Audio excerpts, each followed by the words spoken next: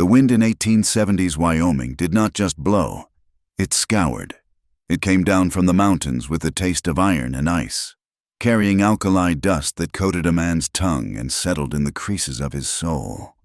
Eli Wade rode into the town of Black Hollow on a horse that favored its left foreleg. The animal was all he had, and it was going lame. Eli himself was little better. He was a man made of weary lines and silence, his face weathered by sun and something deeper, his eyes the color of a cloudy sky that promised nothing. He was low on coin, low on hope, and winter was a wolf already sniffing at the door. He needed work. He needed a roof that did not leak, a fire that was not his own small, sputtering blaze in the sagebrush. He needed to trade the labor left in his body for a warm place to survive until the thaw. Black Hollow was not a welcoming place. It was a scar of raw lumber and muddy ruts gouged into the prairie. Men watched him from the porch of the general store, their eyes flat, judging the thinness of his coat and the broken cantle of his saddle. He had nothing left but that saddle and a reputation he never spoke of, one for staying calm when the world was on fire. A sound pulled him toward the edge of the settlement, not gunfire, but the raw shouting of men thick with mockery. He followed it past the blacksmith shop to a sprawling ranch fenced with heavy timber. The sign above the gate was faded, Carson Ranch.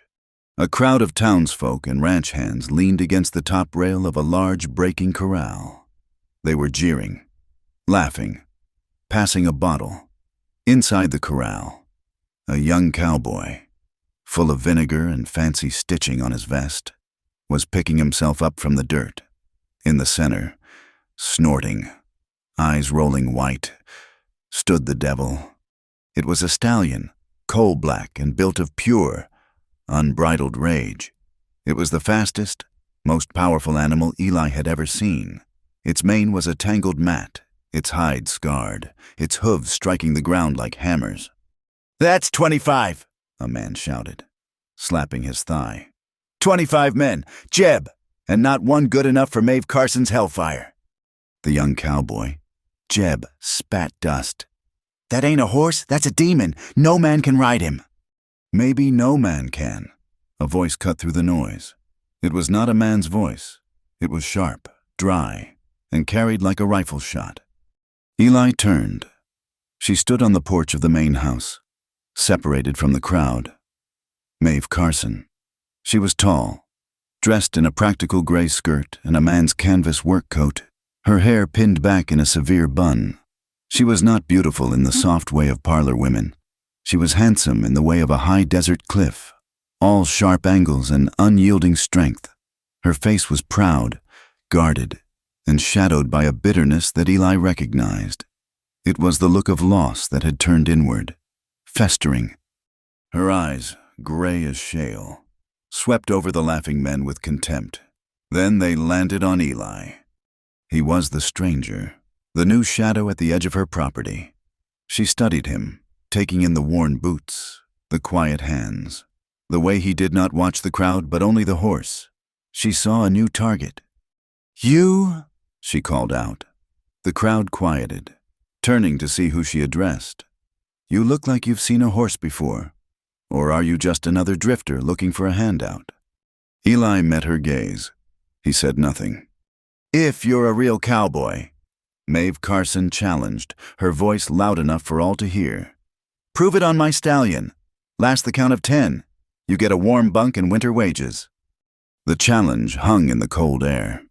The men turned to Eli, smirking, waiting for the show. Here was another fool. Eli looked at the stallion. He saw the panic in its eyes, the memory of spurs and whips in the way its skin trembled.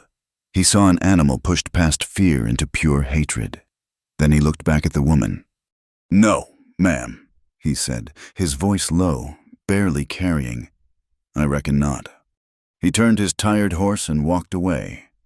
Behind him, the laughter erupted, louder this time, directed at his retreating back. He heard Maeve Carson's dry laugh join them. He did not look back. He just led his limping horse toward the town's livery, the sound of their scorn following him like dust. He spent his last 2 bits on a stall for his horse and a patch of hay in the loft for himself. The livery owner, a stooped man named Silas, eyed him with pity. "Looking for work?" "Yes, sir." "Carson Ranch is the biggest—" "But," Silas trailed off, "you saw the horse. That's her test. Been that way since Lewis died.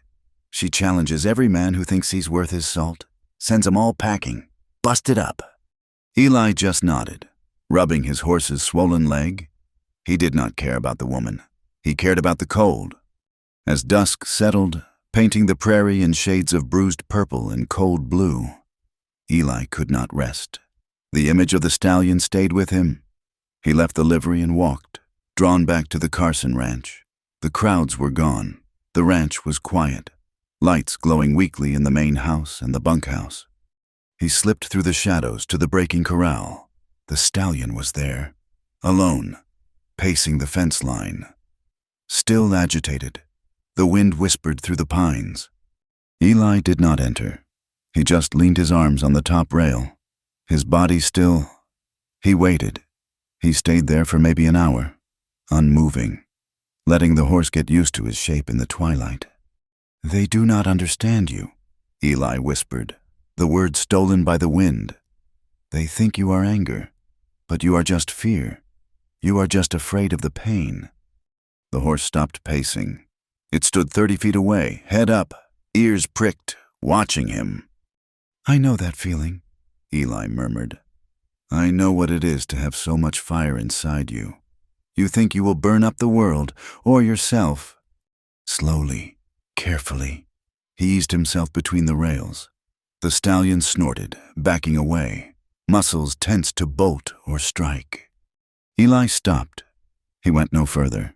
He sank to one knee in the dirt, making himself small. He did not look directly at the horse. He looked at the ground. He spoke again, his voice a low rumble, the same sound he used to gentle spooked cattle during a thunderstorm. He spoke of nothing, of the color of the sky, the feel of the cold, the way the stars were beginning to show. He stayed like that for a long time. Finally, he lifted one hand, very slowly, and held it out, palm up. "I am not him," Eli said, his voice rough with an emotion he never let show. "I am not the one who hurt you." The stallion watched. It trembled. It took one hesitant step, then another. Eli did not move. The great black head lowered, sniffing the air. It was the horse that closed the distance. Hot breath steamed in the cold air, ghosting over Eli's empty palm. The stallion nudged his hand. A brief, rough touch. Then it stood, still tense, but it did not bolt. Eli stayed there until the moon was high, his knee aching in the cold dirt, just breathing the same air as the horse. When he finally stood, stiff and slow, the stallion only watched him go. Back in the hayloft, Eli pulled a small, brass locket from beneath his shirt. It was worn smooth, heavy in his hand. He opened it. Inside was the tiny, faded portrait of a woman, her hair dark, her smile soft. Sarah. He closed his eyes. The memory came, as it always did, not a clean picture, but a feeling, the smell of smoke, kerosene, the high, terrible scream of horses, the crackle of pine timbers giving way. He was running, shouting her name. A wall of fire, a collapsing barn roof. He had reached for her hand, felt her fingers slip from his grasp. The war had taken many things from him, but that fire had taken everything. He closed the locket, the metal cold against his skin. He had failed to save her. He had failed to save anything. He was just a man running from ghosts. And now he was in a town where another ghost, a black stallion, ran the show. The next day, Eli tried to find work at the freight office, the general store, even the blacksmith. No one needed a hand, or perhaps no one wanted a hand who had publicly refused Maeve Carson's challenge. By afternoon, he found himself in the rusty Spur saloon, nursing a cup of watery coffee he could not afford. The place was rank with the smell of stale beer and unwashed bodies. He sat in a dark corner, listening, The town was still talking about him, but mostly they talked about Maeve. "She's colder than the mountains," one old trapper said to the barkeep. "Ever since Lewis bought it." "Bought it?" a younger man scoffed. "He was drunk, fell, and that stallion stomped him flat, right in the corral where she holds her games." "That's the story," the trapper said, lowering his voice.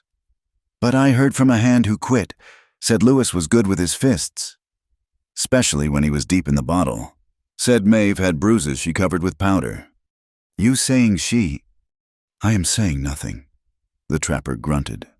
"Just that the horse was wild, but Lewis was mean, and one night Lewis went out to break that beast for good, and the beast broke him.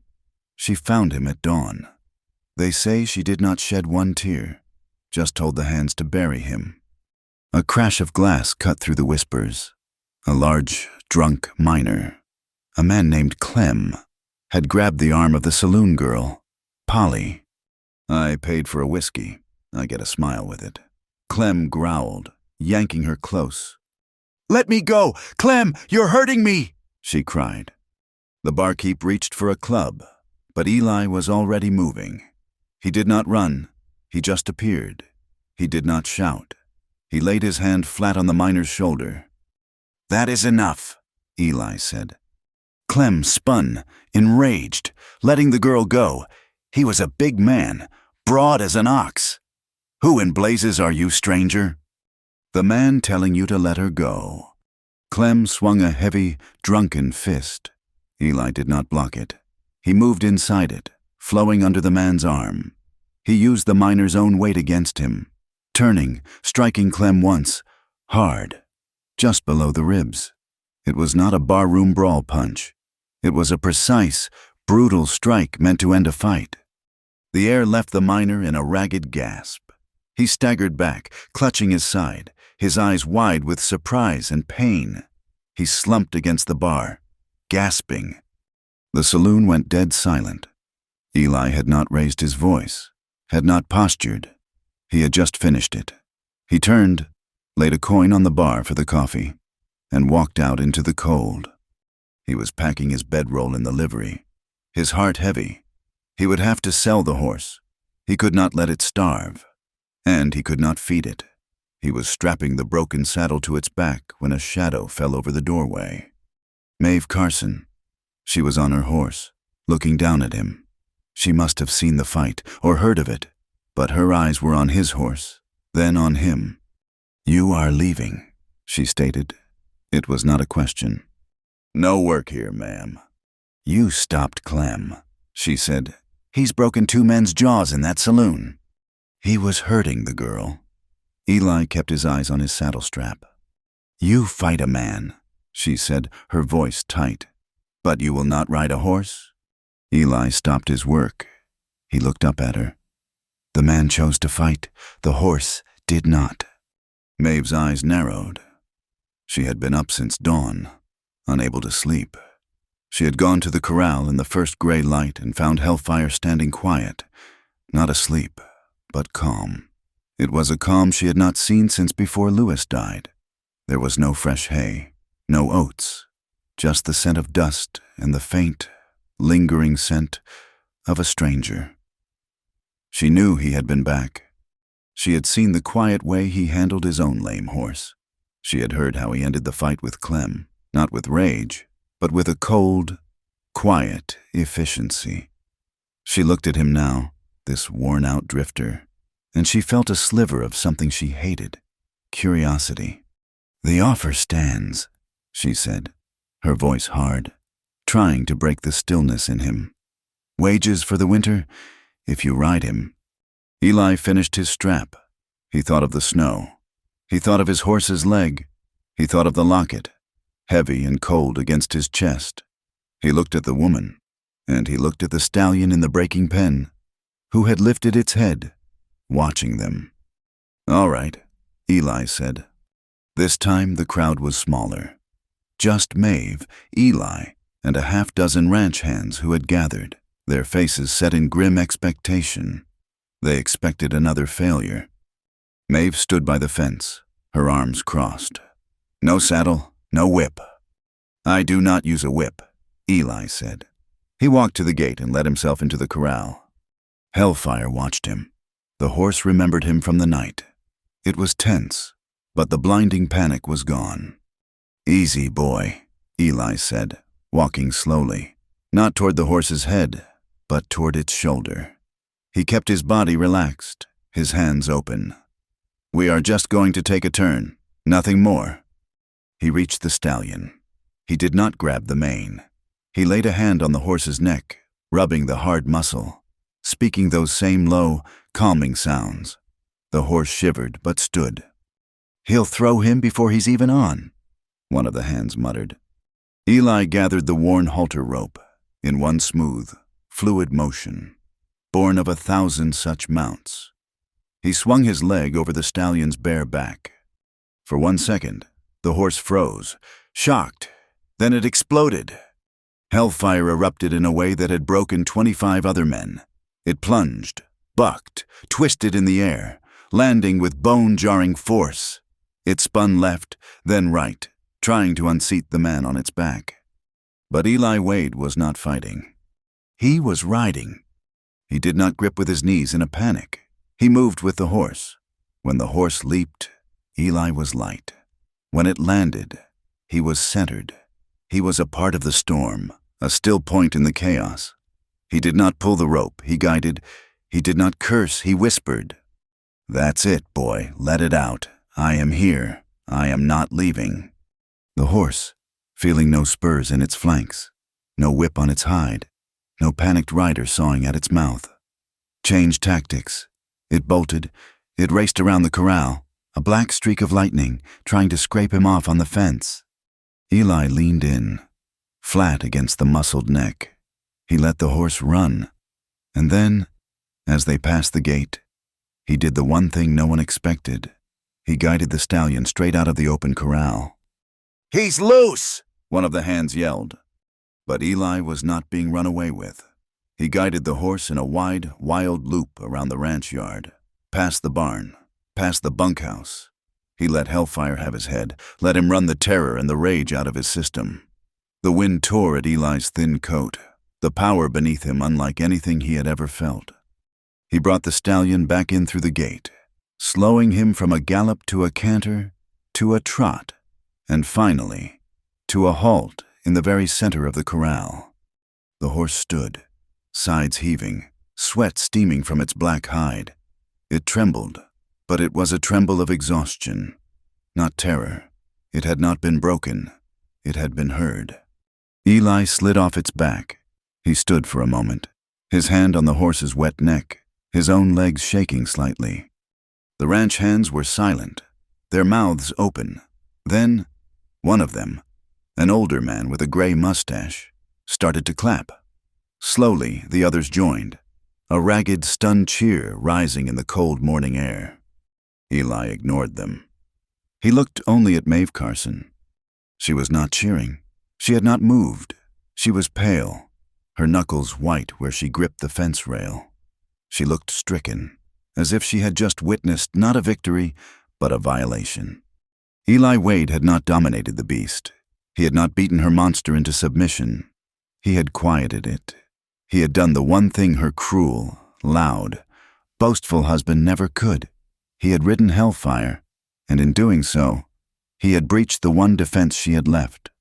Maeve Carson's face was a mask of chalk. The cheers of her ranch hands died in their throats as they saw her expression. She looked at Eli, then at the stallion, who was now nuzzling Eli's shoulder, looking for a rub. She had used that horse as a wall, a test, a monument to her husband's failure. And this quiet, threadbare man had walked through it as if it were smoke. She pushed off the fence rail, her spine rigid. She crossed the corral, the dust puffing at her boots, and stopped a few feet from him. The horse, Hellfire, turned its head toward her and snorted, its ears flattening. The old hate was still there. "You rode him," she stated, her voice flat, devoid of praise.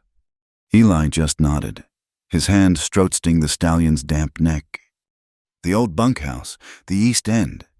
It's empty, Maeve said, turning her back to him. Be at the cookhouse at 5 in the morning. Your lame horse can go in the back pasture. It can heal or it can die. I do not care which. She started to walk toward the house. Her duty done. The challenge had been met, the wages offered. But something in her, the sight of the horse still standing quiet, made her stop. She looked back over her shoulder, her gray eyes as hard and cold as iron. Do not read into this, mister, she warned, her voice low and sharp. The horse taking to you means nothing. You are a hand, same as the others. You answer to me. That is all. You prove false, you're gone. Winter or no. Eli watched her go. He watched her walk up the steps of the big, silent house without a second glance. He had his bunk. He had his wages. He had a place to stay before the snows came. He turned back to the stallion, whose great head was low, the fight finally gone out of it. Well, boy, Eli murmured, weariness settling deep in his bones. I reckon we both just got ourselves a job. Eli Wade settled into the rhythm of the Carson ranch like a stone sinking into a cold river. He was the first one up, the last one in. He spoke little and worked hard, which earned him a measure of grudging respect from the other hands. They were a grim, quiet bunch themselves, men who had come to a place run by a woman who demanded work, not conversation.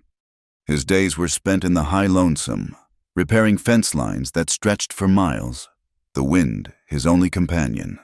He pushed wild-eyed cattle out of thick scrub and tended to his own horse, whose leg was slowly mending in the rich grass of the back pasture. He also took over the care of Hellfire.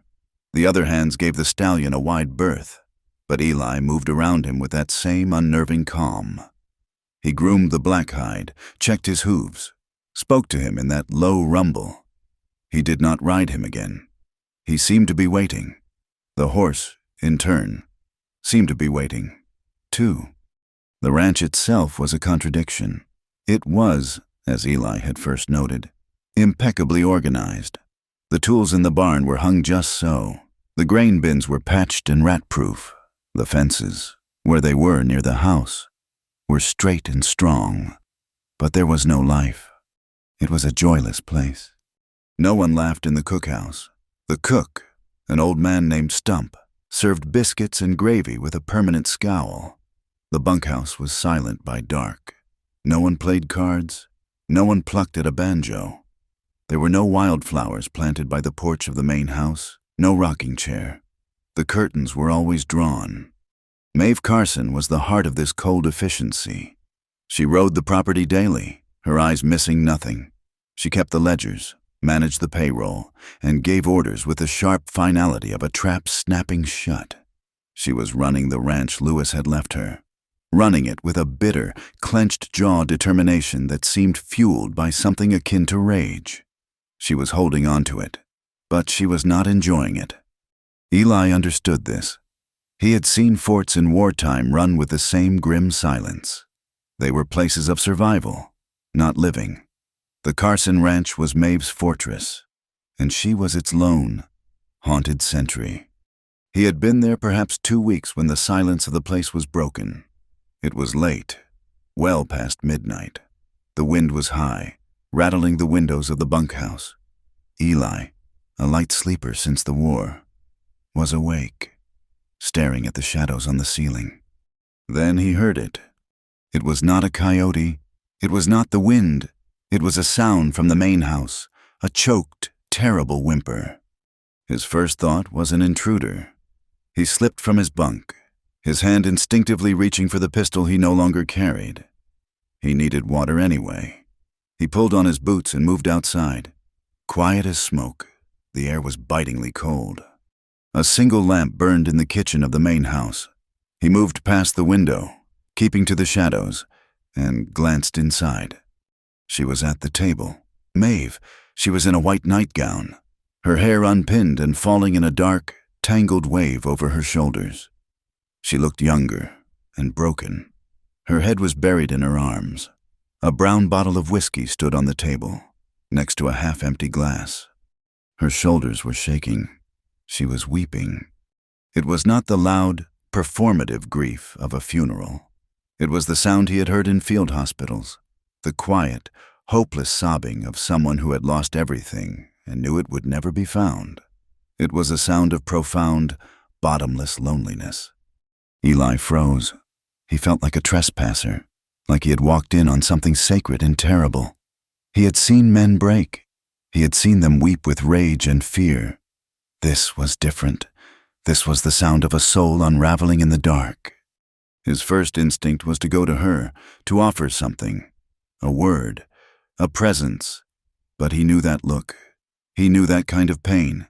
It was a private war, and she was in the trenches alone. To step in now would be a violation. It would shame her, and she was a woman who lived on a foundation of pride. He backed away, silent as he had come. He did not get his water. He returned to his bunk and lay there, staring into the darkness. The sound of her crying trapped in his ears long after the wind had carried it away. The next morning, he saw her at dawn. She was standing by the corral, giving orders to the foreman. Her hair was pulled back into its severe bun, her canvas coat buttoned high. Her voice was as hard as frozen dirt. She turned, and her eyes met Eli's. They were red-rimmed, swollen, and shadowed with exhaustion.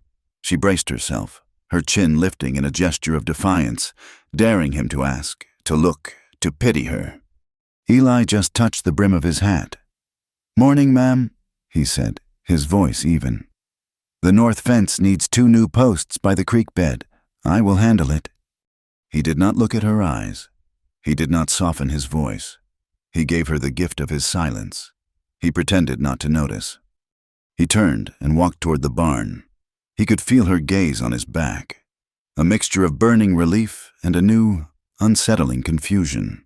He had seen her armor crack, and he had not taken advantage. The weather turned, the cold. Clear days of autumn gave way to a brooding, heavy sky. A storm was coming, a real Wyoming thunderstorm that boiled up over the mountains and rolled onto the plains like an invading army. The air grew thick, static, and an ominous yellow. The cattle huddled in the draws, lowing with fear. By evening, the first drops of rain fell, cold and heavy as coins. Eli and the other hands were in the bunkhouse. The stove lit against the sudden chill. The first crack of thunder sounded, a cannon shot that rattled the tin cups on the shelf. Then came a sound that was not thunder. It was a blinding, instantaneous crack, as if the sky had torn in two. It was followed by the splintering of wood and a high, piercing, equine scream of pure terror. Eli was on his feet before the sound had faded. He did not stop for his boots. He was out the door, running barefoot into the deluge. Lightning had struck the breaking corral. The top rail had been split open and was now on fire, the flames hissing and spitting in the driving rain. Inside the corral, trapped, was hellfire. The stallion was blind with panic, rearing, striking at the flames, his screams mixing with the thunder. He was spinning, trying to climb the very walls that imprisoned him, his eyes rolling white. The other hands came pouring out of the bunkhouse, shouting, running for buckets at the trough. "He'll break his own neck. Get the gate! He'll be struck!" Maeve was on the porch of the main house, a heavy shawl clutched over her nightgown. She was staring, frozen, her face pale in the flashes of lightning. She was watching her nightmare play out again. Fire, a panicked horse, a man. Eli did not run for a bucket. He ran straight for the gate. "Wade, stay back," the foreman yelled. "He'll kill you. He is crazy." Eli was already inside. The mud was thick and cold, sucking at his bare feet. The rain plastered his thin shirt to his back, and the smell of ozone and burning pine was thick in his throat. Hellfire reared as Eli approached, striking out. "Easy," Eli shouted over the storm. "Easy, boy. It is just me. It is just the fire." The horse did not hear him. It was lost in terror. Eli moved, not with hesitation, but with a fluid, steady purpose. He did not try to grab the horse. He moved to its head, putting his own body between the stallion and the burning fence rail. He was shielding the horse's eyes from the fire, trying to become the center of its world. "I am here," he said, his voice a low, commanding rumble. "I am right here with you. Look at me." The stallion reared again, its eyes wild. A front hoof, shod in iron, came down, glancing off Eli's shoulder. The force of it sent him staggering back, falling to one knee in the muck. Maeve let out a small, strangled cry. Eli did not retreat. He pushed himself back up, his shoulder aching, and stepped in again. Closer this time, until his chest was almost against the horse's neck. He grabbed a handful of mane. "I know the fire," he said, his voice raw. "I am not leaving you. You are not alone." He yanked the horse's head, turning it, forcing it away from the flames. He pushed, he pulled, he walked the horse, step by agonizing step, through the thick mud, away from the burning fence, toward the open gate. He led the frantic stallion out of the corral and into the relative safety of the main yard. The storm raged. The hands doused the fire.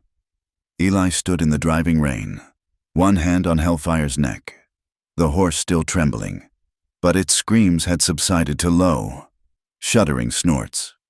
Maeve watched from the porch. She watched this man, this drifter, go into a pen with a panicked 1,000-pound beast in a fire, barefoot. He had not done it for wages. He had not done it for show. He had done it simply to save the animal.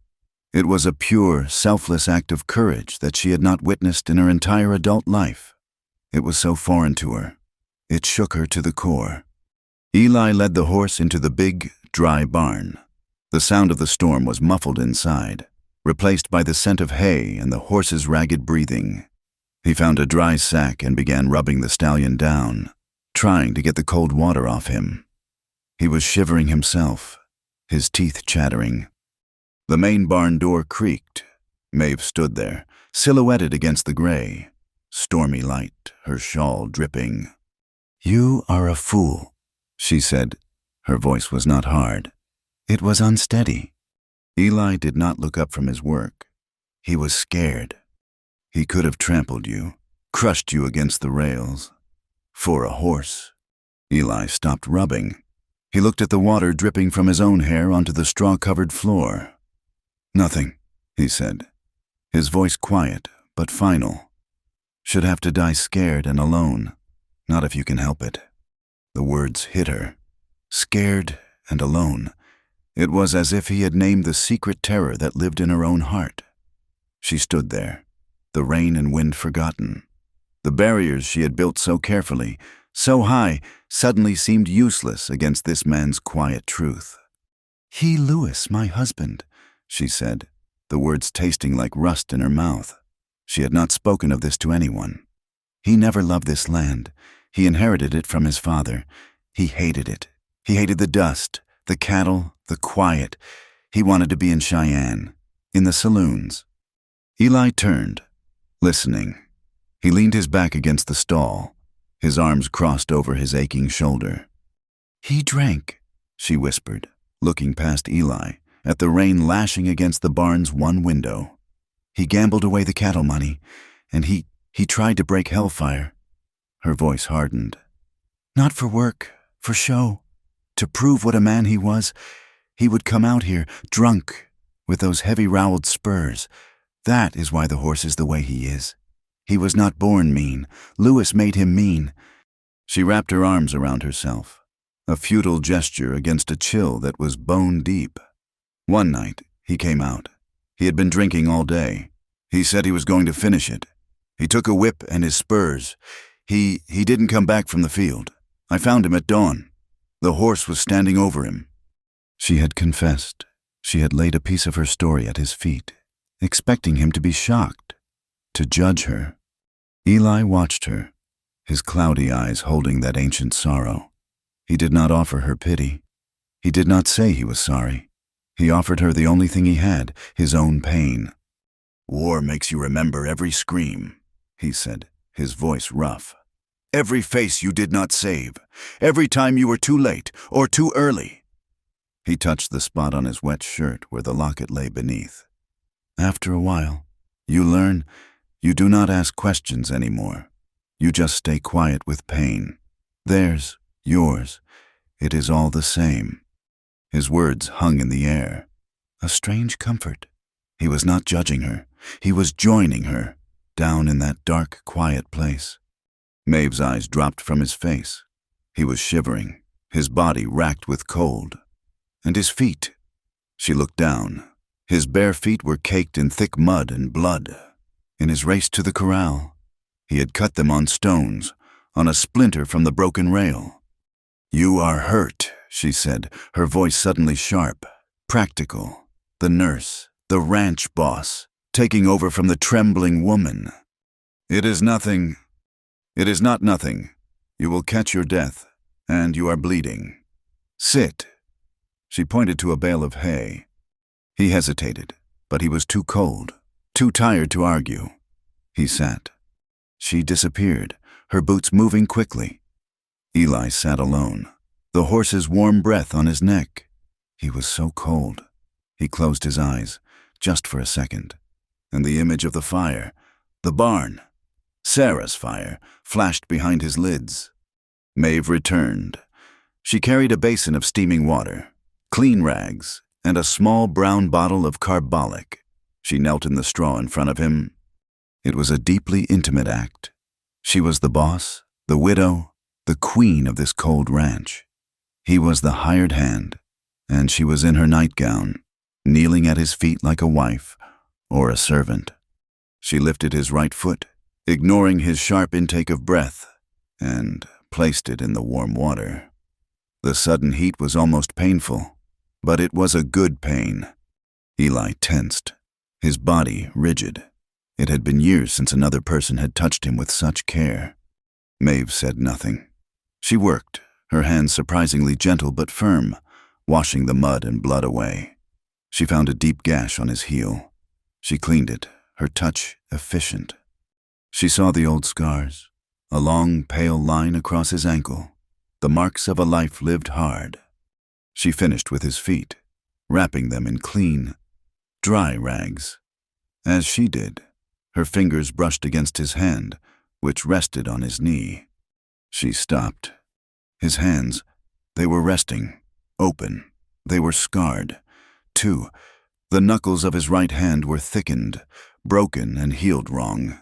And across the back of his left hand, a puckered, ugly burn scar snaked from his wrist to his knuckles.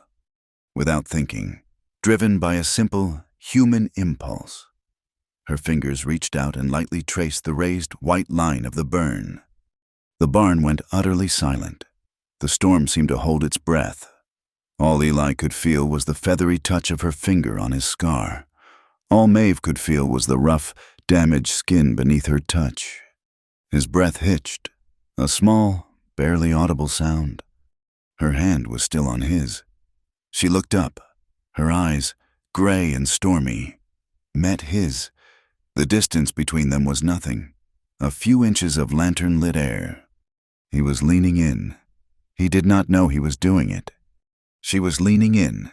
She did not know why. It was not lust. It was not even desire. It was gravity.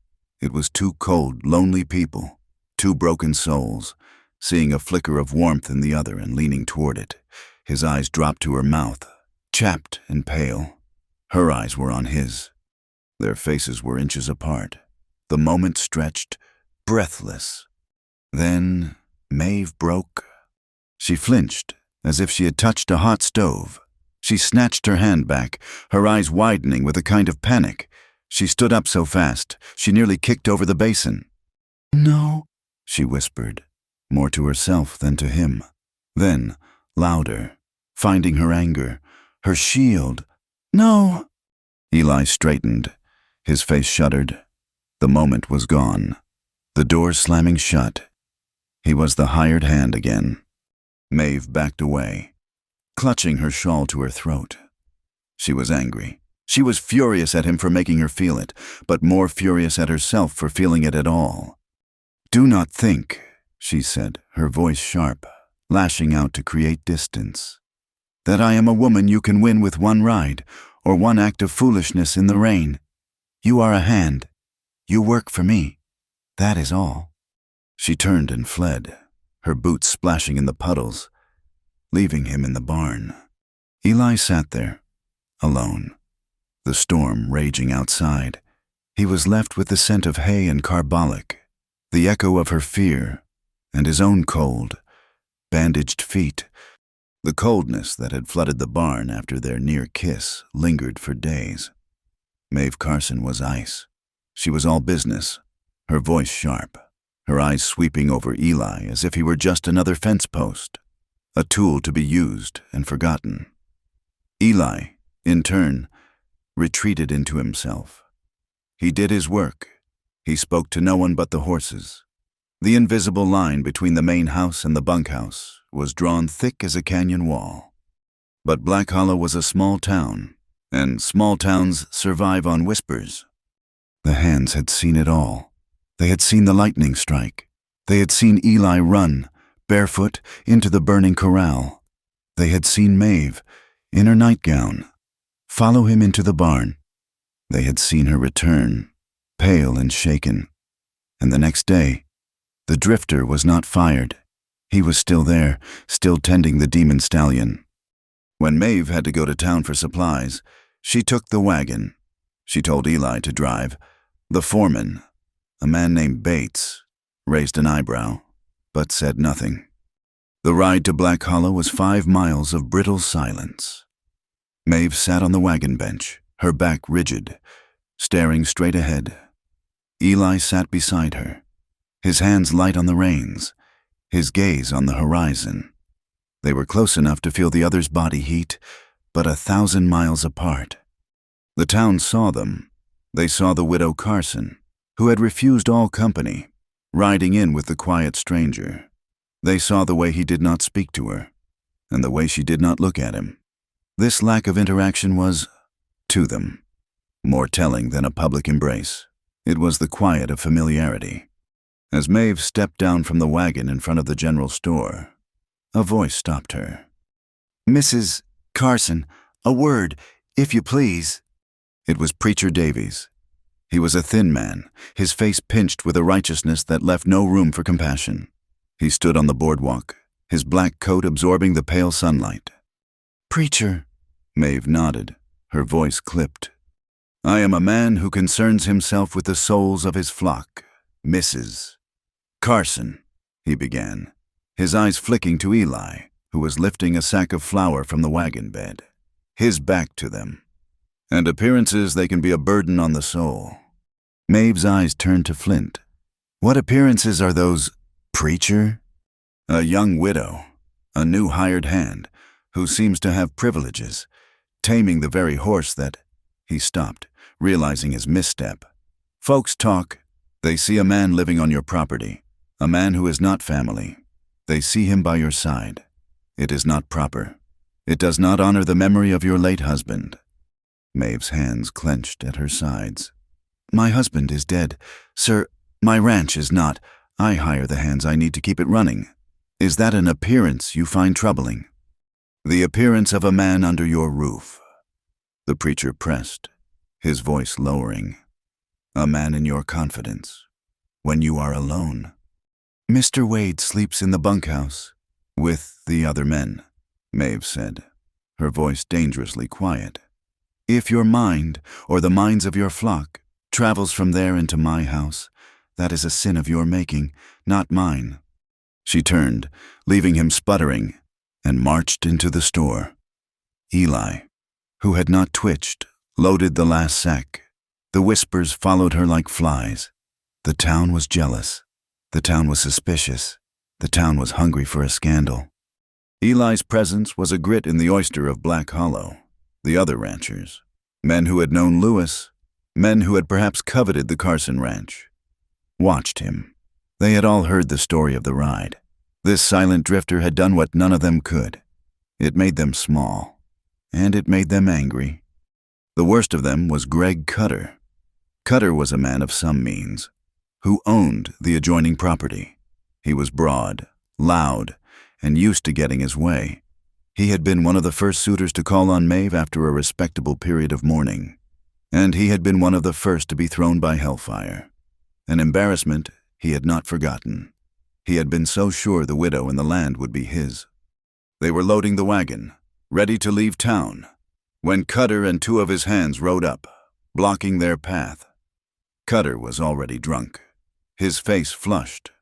"Well, well, Widow Carson," Cutter boomed, ignoring Eli. "Doing your own chores now, or just showing off the new help?" "I am busy, Mr. Cutter," Maeve said, moving to climb onto the wagon seat. "If you will excuse us." Cutter swung down from his horse. He smelled of whiskey and sour sweat. "I hear you got a new man," he said, stepping close, blocking her way. "A real miracle worker. Tamed that black devil of yours."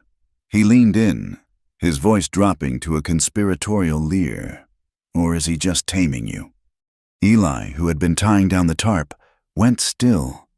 "You are drunk, Greg," Maeve said, her voice cold. "Get out of my way." "In a hurry to get back." Cutter laughed, and his men laughed with him. "He must be good, this one. You are replacing Lewis mighty fast." He reached out, his hand closing around Maeve's upper arm. "Guess you are not grieving that hard after all. Maybe you just needed a real man." It was over before Maeve could even cry out. Eli moved. He did not shout. He did not warn. He crossed the 2 feet between them in one silent step. He did not punch Cutter's face. He struck once with his scarred left hand, a hard, measured blow to the solar plexus. Greg Cutter made a sound like a punctured bellows. The air left his body in a single, painful whoosh. His eyes went wide with shock. His grip on Maeve's arm vanished. He folded, collapsing onto the dusty street, gasping like a landed fish. His 2 hands, who had been laughing a second before, stared. Eli had not drawn a gun. He had not postured. He had simply ended it. He stood over the gasping man, his cloudy eyes flat, his body poised. "Get him on his horse," Eli said to the 2 men. His voice was quiet, but it had the finality of a spadeful of dirt on a coffin. Scrambling, the 2 hands hauled their boss up and draped him over his saddle. They looked at Eli, then at Maeve, and scrambled to lead the horse away, leaving a cloud of dust and humiliation. The street was silent. The preacher was watching from the church window. The mercantile owner was frozen on the boardwalk. Eli turned to Maeve. She was rubbing her arm where Cutter had grabbed her, her face pale, her eyes blazing with a cold, furious fire. "Get in the wagon," she said. The ride back was worse than the ride in. The silence was a living thing, heavy and sharp. Eli did not speak. Maeve did not look at him. She stared at the horizon, her jaw so tight Eli thought it might crack. When they reached the ranch, she did not go to the house. She waited until Eli had stopped the team, and then she slid down. She marched to the barn. Eli followed. She spun on him the moment they were inside, the scent of hay and leather swirling around them. "You had no right," she hissed, her voice shaking with rage. "Ma'am, you had no right to do that, to step in, to strike him, in front of the whole town." "He put his hands on you," Eli said simply. "And you think that gives you the right? You think that makes you my protector?" she lashed out, jabbing a finger at his chest. "Do you know what you just did?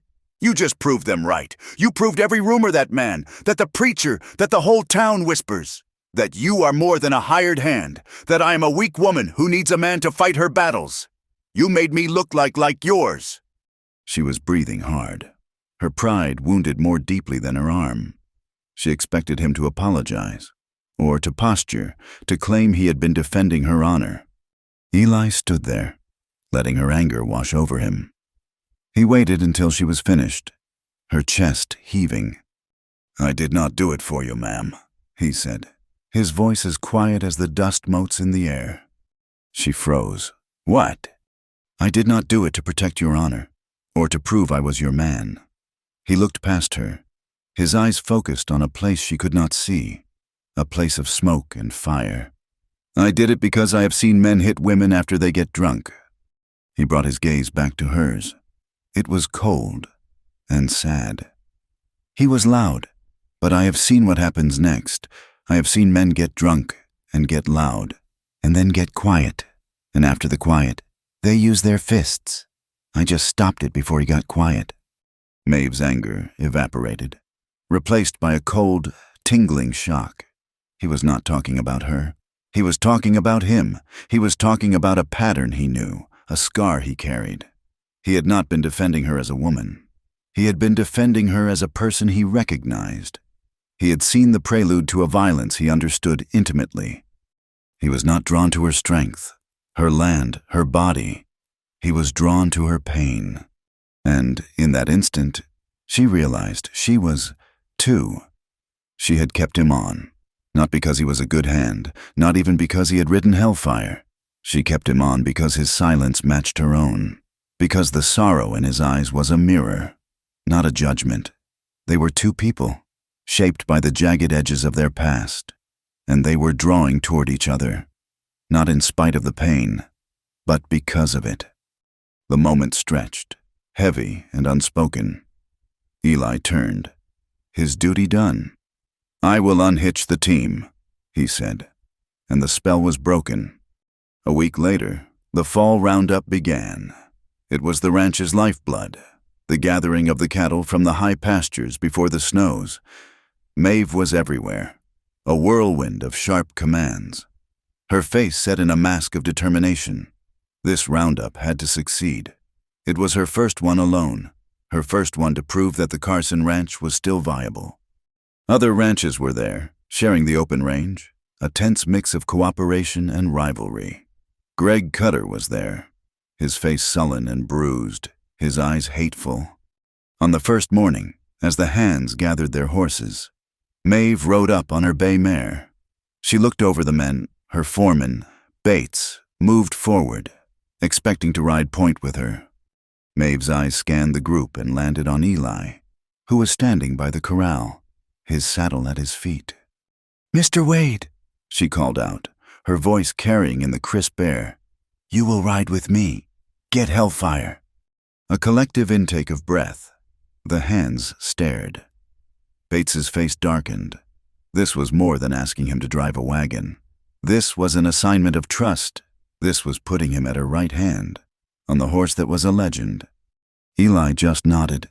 "Yes, ma'am." He entered the corral, and Hellfire, who had been pacing, trotted over to him, calm as a cow pony. Eli saddled him. The first time the horse had worn leather since Lewis's death. He mounted, the stallion standing firm. The town, the other ranchers, they all stopped to watch. The image was seared into the county's memory. Maeve Carson, ramrod straight on her horse, and beside her, the silent drifter on the black stallion, the monster, moving as one. They rode side by side, two broken souls, a perfect, terrible picture of control and grief. They did not speak, but they moved together, cutting cattle from the brush, a quiet, efficient team. The roundup was a success. Maeve's cattle were healthy, her count was high. She had held the ranch together. To celebrate, the town held a harvest dance in the Grange Hall. It was an obligation. Maeve went, dressed in a dark blue, practical dress, her hair pinned up. She was the widow, the prize, the topic of gossip. She stood against the wall, refusing every offer to dance, her face a polite, cold mask. Eli was there. He had come with the other hands, but he did not join them. He stood by the door, a cup of coffee in his hand, watching. He was a shadow, a guardian, just a presence. As the fiddler played the last waltz, Maeve felt the weight of the town's eyes on her. Cutter was glaring from the bar. The preacher was watching. The women were whispering behind their fans. She was so very tired. She looked across the room and her eyes met Eli's. He had been watching her. She straightened her spine. She walked, not to her foreman, not to the wagon, but straight across the sawdust floor. The whispers died. The music faded. She stopped directly in front of him. "Mr. Wade," she said, her voice clear, though not loud. "Would you see me home?" It was a public declaration. More than the ride, more than the fight. This was a choice. Eli looked at her for a long second. He set his coffee cup down. "Ma'am." They walked out of the hall, leaving a shocked, buzzing silence behind them. The walk back to the ranch was cold. A sliver of moon hung in the sky, and the stars were sharp, frozen points of light. The only sound was their boots on the hard, dry dirt of the road. They passed the last house in town. They were alone. Maeve stopped. She was trembling, but not from the cold. "They all look at me," she whispered, her voice cracking. "They all see me. The women think I am fallen. The men like Cutter, they think I am a piece of property that comes with the land. The preacher thinks I am a sinner on the path to hell." She turned to him, her face a pale oval in the darkness. "They whisper about Lewis, about how I replaced him so fast." She took a ragged breath. "I did not replace him," she said, the words tearing out of her. "You cannot replace something that was never there." The confession, held back for so long, finally broke. "I did not love him," she whispered, the tears starting to fall, hot and fast. "He was not just a drunk. He was cruel, in private, where no one could see. He would lock the doors. The nights," her voice broke. "The nights were so long. I was so scared. I did not love him. Eli, I hated him. I hated him so much I was glad when he died. I was glad." She was sobbing now, the quiet, shaking tears of a prisoner finally admitting their guilt. She braced herself, expecting him to recoil, to judge her, to see the monster she saw in herself. Eli did not move. He did not speak. He just stood there, taking the full, terrible weight of her confession. Then, slowly, he lifted his scarred left hand, the one that had known fire, the one that had struck Cutter. He did not pull her close. He did not try to silence her. He just cupped her cheek, his calloused palm gentle against her skin. His thumb brushed away a tear. Maeve froze, her breath catching in her throat. She leaned into the touch, a starved, desperate thing. She expected him to kiss her, to take advantage of this breaking, to claim his reward. But he just held her face, his cloudy eyes full of a sorrow that matched her own. "You are hurting, Maeve," he said. It was the first time he had used her name. His voice was rough, but so very gentle. A person deserves to be touched when they are ready for it, not just because they are in pain. He held her gaze for one more second, letting the truth of his words sink in. He was not Lewis. He was not Cutter. He was giving her a choice. He dropped his hand. The warmth was gone, leaving her skin cold. "Good night, ma'am," he said, the wall back in place. He turned and walked away, his shadow disappearing toward the bunkhouse. Maeve stood alone on the dark road for a long time. She finally walked back to the cold, empty house. She went to her bedroom, the room she had hated. She lit a lamp and stared at herself in the looking glass. Her eyes were red. Her cheek was still tingling from his touch. It was the first touch she had known in years that had not demanded something in return. It had not hurt. It had not been a prelude to pain. It had just been... She touched her own cheek, right where his hand had been. "Maybe," she whispered to the woman in the glass, her voice a thread of sound in the silence. "Maybe I want to be ready." That night, Maeve did not sleep. She sat in the dark of her parlor, the house silent and cold around her. His words from the road echoed, the gentle way he had refused to take advantage of her, the way he had held her face.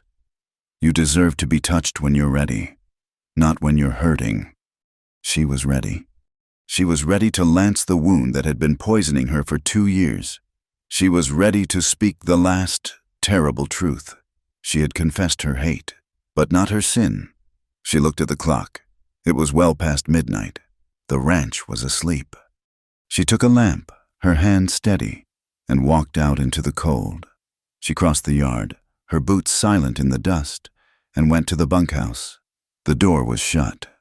A low murmur of snoring came from within. She hesitated, her heart pounding.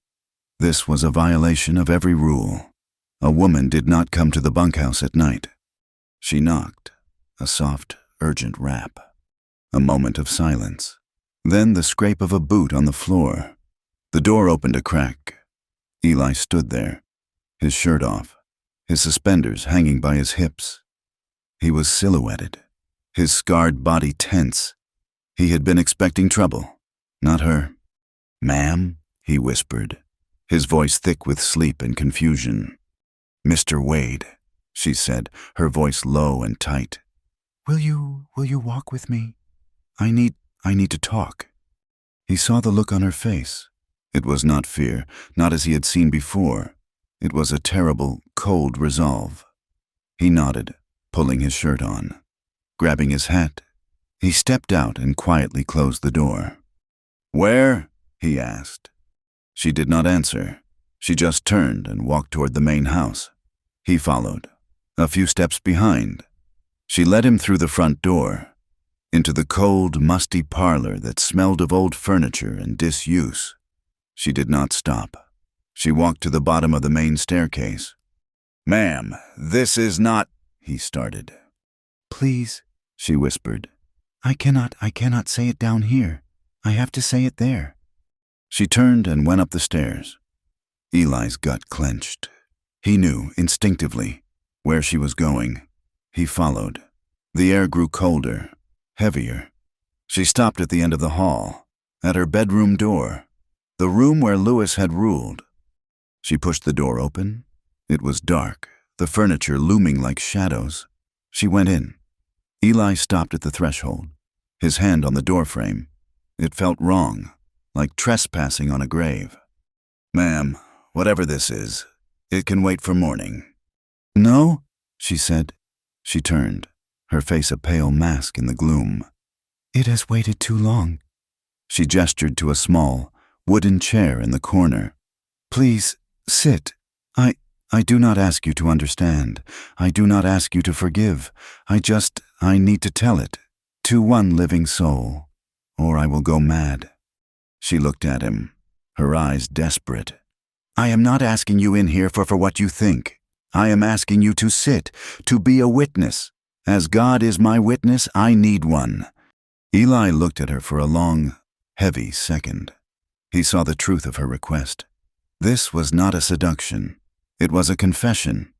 He stepped inside, letting the door click shut behind him. The sound was horribly final. He walked to the small, hard chair and sat. Maeve did not sit. She paced. She went to the window and looked out at the moonlit yard, her back to him. "I told you I hated him," she began, her voice a dead, flat thing. "I did not tell you why." She turned. This room was my prison. He was a man who liked to show his strength. He was loud and boastful in town, but here he was quiet. She touched the thick wooden headboard of the bed. He liked to show his strength on things that could not fight back. His horse, his dog, me. Eli's hands gripped the seat of the chair, his knuckles white. He said nothing. When he was drunk, or when he had lost at cards, he would come in here. He would lock that door, the one you just came through. He would smile, and I knew the night was lost. He hurt me, Eli, in ways that leave scars where no one can see them. She was trembling, but her voice was steady. She was burning the poison out. That last night, it was the worst. He had been in town for 2 days. He came back, full of rage and whiskey. He had lost a lot of money. He came in here, and he hit me. He threw me against the wall. He said I was a worthless, barren wife. She choked, a dry sob. Then he laughed. He said he was going to break something that was worth a damn. He said he was going to break Hellfire, or break me. He did not care which. She walked to the door, her hand resting on the knob. He went to the barn. I followed him.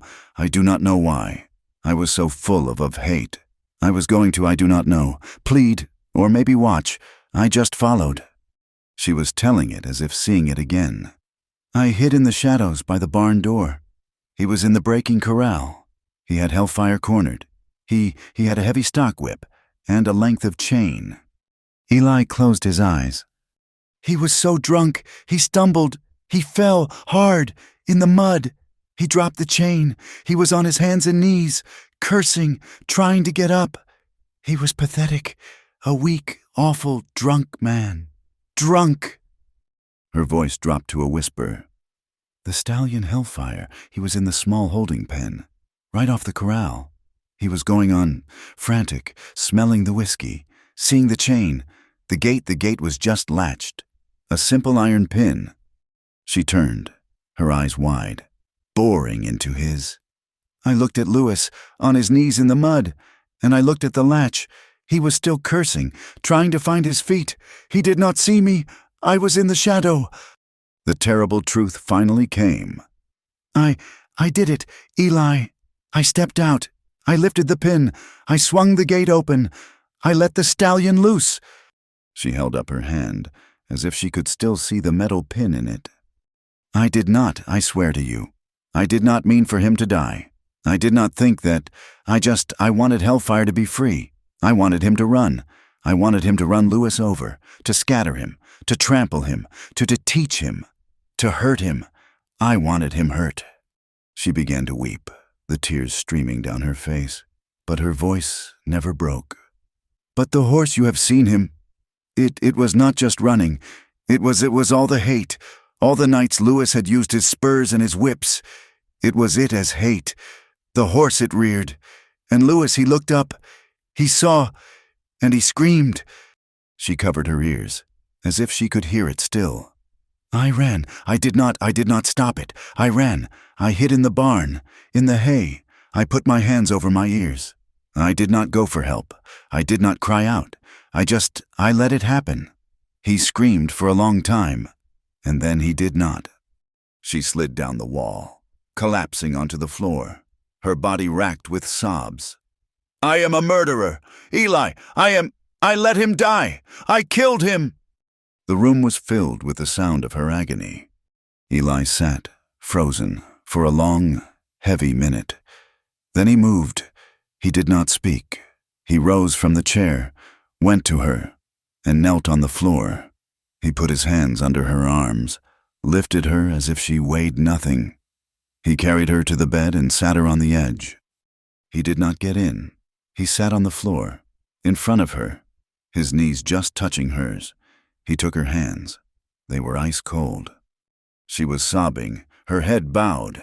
Say it, she wept. Say what I am, a monster, a killer. Eli was quiet for a long time, his thumbs rubbing the back of her cold hands. We all have a night, Maeve, he said, his voice rough. A night we cannot undo, a latch we lifted, or one we failed to. She looked up, her face streaked with tears. He looked down at his own scarred hands. The war, it was near the end. We were taking a town in Tennessee. It was all fire and smoke. Just hell. My company was moving up a street, clearing houses. He swallowed. This boy. He could not have been more than 12, maybe 13. He came running out of a burning building. He was screaming. He was running right at us. My captain, he yelled. I saw under the boy's shirt. Wires. Sticks of dynamite. They had strapped it to him. Strapped it to this child. And lit the fuse. They forced him to run at us. Maeve's breath hitched. He was just a boy, Eli whispered. He was terrified. He was crying. His hands were up. I think he was running to us. For help. He did not know what to do. The captain yelled, Shoot him, Wade! Shoot him now! I hesitated. He was just a boy. He was 10 feet away. The captain screamed again. He will kill us all. I saw the fuse. It was hissing. I raised my rifle. He was looking right at me. His eyes, I still see them. Every night, I shot him.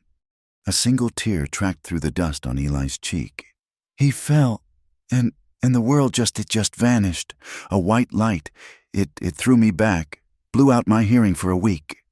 He looked up, his cloudy, sorrowful eyes meeting hers. I saved my company. They called me a hero, but I shot a crying boy who had his hands up. He held her gaze. So you tell me, Maeve, which one of us is the monster? The woman who, in a moment of terror and hate, let a beast stop a beast? Or the man who shot a child to save himself? He had met her confession. He had not judged her. He had understood. He let go of one of her hands and put his arm around her shaking shoulders. He pulled her down, off the bed, so they were both on the floor, leaning against it. He just held her. He did not kiss her. He did not touch her with anything but comfort. He sat there, a solid, breathing wall against the darkness, and Maeve Carson, for the first time in her adult life, cried herself to sleep in the arms of another. They woke on the floor, stiff, cold, and in the gray light of dawn. The air in the room was clear. The ghosts were gone. Maeve felt empty, but it was a clean emptiness, not a poisoned one. A spark of true healing, small and fragile, had begun. They stood, awkward. The intimacy of their confessions was a physical thing in the room. Maeve started, brushing her hair from her face. A shout from the yard cut her off. A man's voice. Angry. Bates. The foreman. They went to the window. In the yard below, Bates was standing in front of two men in city clothes. They had a tripod, a measuring chain, land surveyors. You cannot be here, Bates was yelling. This is private property. We have a writ from the Territorial Land Office, one of the men shot back. Maeve and Eli exchanged a look. They went downstairs, side by side. Maeve pushed open the front door, Eli on her heel. What is the meaning of this? Maeve demanded, her voice strong. The head surveyor, a prim man with spectacles, tipped his hat. Mrs. Carson, my apologies for the early hour. We are here to reassess the boundary lines of this property. I was not notified. My boundaries are clear. That, ma'am, is the point of contention, the man said, looking at his paper. A dispute has been filed, claiming that the original deed held by your late husband that its terms were not properly met upon his passing. A cold dread settled in Maeve's stomach. A dispute? Filed by whom? The surveyor looked uncomfortable. A local party, ma'am. A Mr. Greg Cutter. Eli's body went rigid. Maeve felt a cold, clear rage. This was not a random challenge. This was an attack.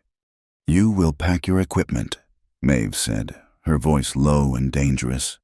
And you will get off my land now. Ma'am, we have a legal right. I do not care what scrap of paper you have. You are trespassing. Get out. The men, seeing Eli's flat, cold stare and the look in Maeve's eyes, decided not to push. They packed their tripod. We will be back, ma'am, with the marshal. They left. Maeve turned to Eli. Hitch the wagon. We are going to the bank. The ride to town was fast. They did not speak. It was not the silence of strangers, or even of comfort. It was the silence of two soldiers on the way to a battle. Mr. Harris, the banker, was a small, worried man. He saw Maeve stride in, with Eli Wade just behind her, and his face fell. Maeve, he said, wringing his hands. I was afraid of this. Tell me, Robert, Maeve said, getting straight to it. What did Cutter find? Harris led them into his office and shut the door. It is bad. Maeve, it is an old, archaic clause from your father-in-law's original homestead charter. He was a particular man. Get to it, Eli said, his voice quiet. The charter, Harris said, reading from a ledger. It grants the land to Lewis Carson and his legitimate heir. It was tied to the bloodline, to him having a son. We had no children, Maeve said. I know, and the clause Cutter's lawyer found it. It states that in the event of Lewis's death without an heir, the land and all assets are to be held by the widow in trust. In trust, I own this land. You control it. Maeve, in trust, for a period of 1 calendar year from the date of his death. Harris looked at her over his spectacles. That year is almost up. Maeve, it is 2 months, until the first of the year. And what happens then? She whispered. If the widow has not secured a new steward for the land, that is to say, if she has not remarried, the trust dissolves. The land is considered unmanaged and reverts to the territory, to be sold at public auction. The room spun. Auction, Maeve breathed. Greg Cutter. He has been waiting. He has been waiting all this time to take it, to buy it for pennies. He has the law on his side. Maeve, it is a legal, binding document. You have 2 months. You must be married within 2 months, or you lose everything. The wagon ride back was heavy with the sentence.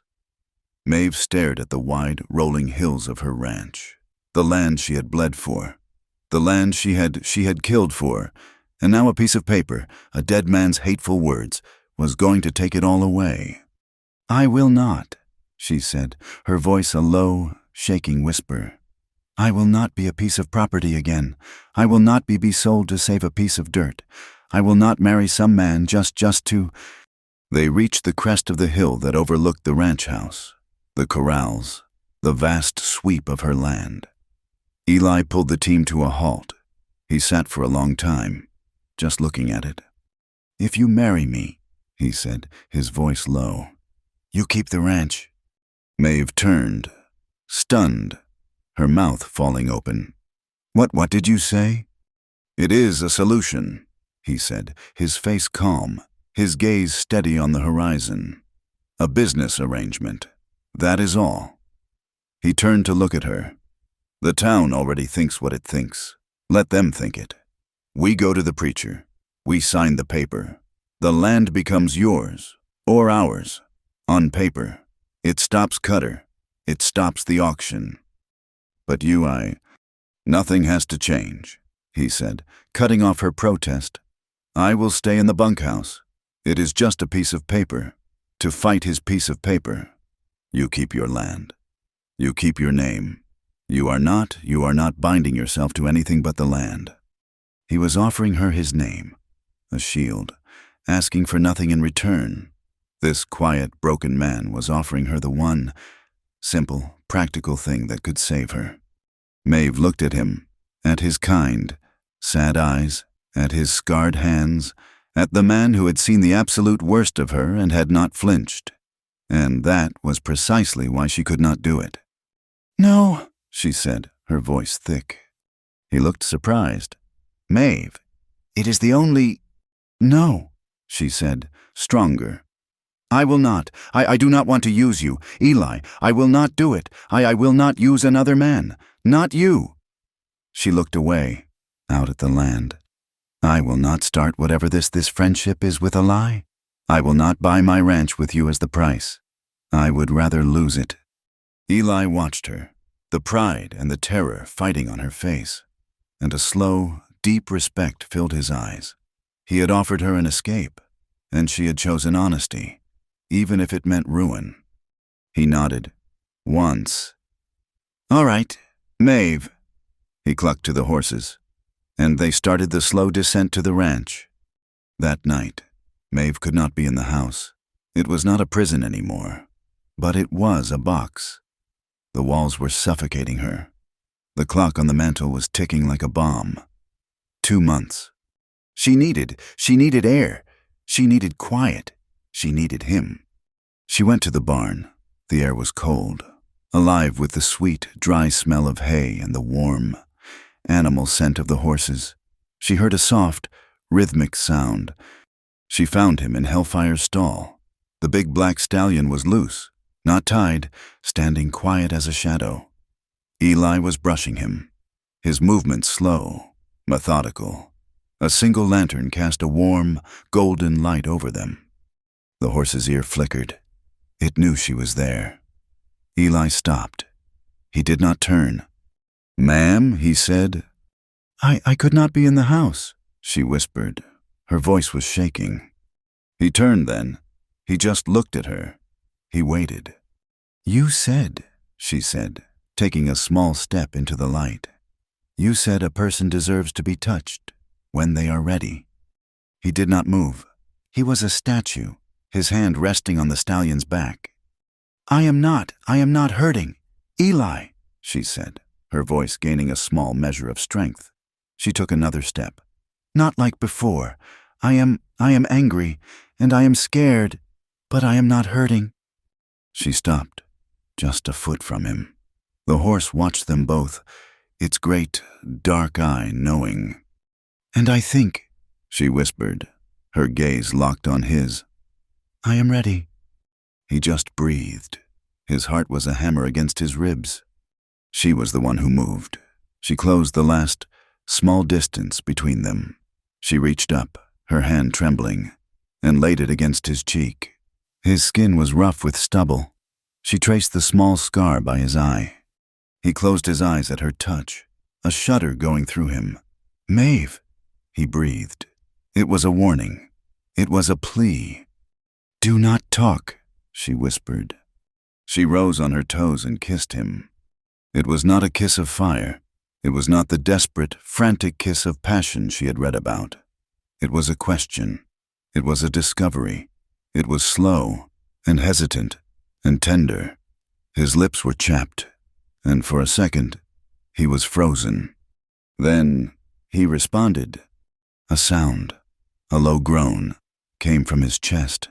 His hand, the scarred one, came up and tangled in her hair, pulling the severe pins loose.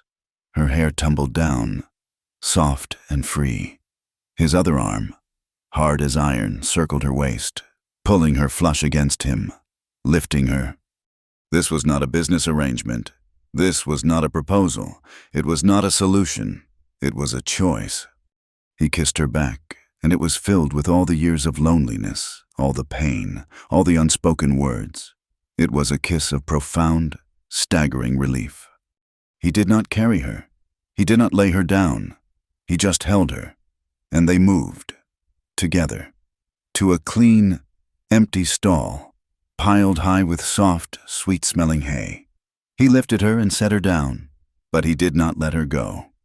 He broke the kiss, resting his forehead against hers. He was breathing hard. He looked into her eyes, in the warm lantern light, giving her every chance to stop, to change her mind. She was the one who reached up and, with shaking fingers, began to unbutton her dress. He watched her, his eyes dark. He undid the buttons of his own shirt. It was slow. It was tender. It was deliberate. This was not the act she had known, the one tied to fear and duty and pain. This was not the collision of two bodies. It was the careful, tender mending of two souls.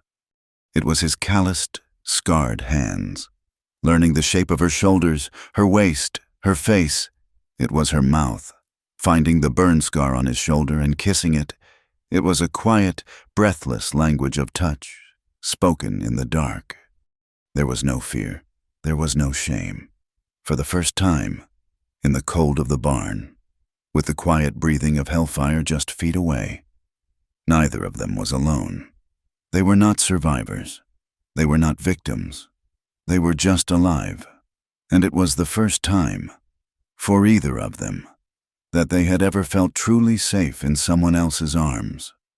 The dawn found them in the hay, tangled in each other's arms, the warmth of their bodies a fragile defense against the cold of the barn. It was the first morning in Maeve's life that she had woken without fear. It was the first morning in Eli's memory that he had woken without being alone.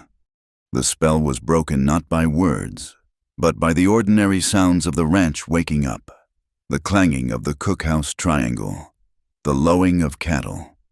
They dressed in the golden light of the lantern, a new, tender awkwardness between them. He was no longer just the hand. She was no longer just the boss. They were something else, something unnamed, and it was as new and frightening as it was a relief. They walked out of the barn into the sharp, bright daylight, side by side. The ranch hands, gathered by the cookhouse, saw them. They saw the hay in Maeve's hair, which was still loose and soft on her shoulders. They saw the look on Eli's face, the deep exhaustion, but also a quiet possessiveness. Bates, the foreman, froze, a tin cup halfway to his lips. He looked away, his face hardening. The whispers had just become a fact. Maeve did not care. She held her head high and walked toward the main house, Eli at her side. They had just reached the porch when they heard the thunder of hooves, a horse being ridden too hard. One of the younger hands, a boy named Tim, galloped into the yard, his face white with panic. He hauled on the reins, his horse skidding. "Ma'am," he yelled, out of breath. "Mrs. Carson, it is the north pasture. It is smoke. The whole fence line, it is on fire." A cold dread slammed into Maeve, shattering the morning's peace. "How bad?" "It is bad," the boy gasped. "The wind is taking it, driving it south, and the water, ma'am. The cattle at the north trough, they are down." Eli and Maeve exchanged one terrible look. This was not a legal notice. This was an attack. "Get every man," Maeve commanded, her voice like iron. "Shovels, wet sacks, anything. Eli, saddle Hellfire. I will take my mare." They rode out, not as lovers, but as partners in war. They crested the ridge, and the sight below stole Maeve's breath. A long, dirty brown line of smoke stretched for a mile, eating her dry grass. The fence posts were blazing. Greg Cutter was not waiting for the law. He was ruining her. He was destroying the ranch before she could even lose it. They raced toward the fire, but Eli suddenly pulled Hellfire to a stop. "Maeve, the trough!"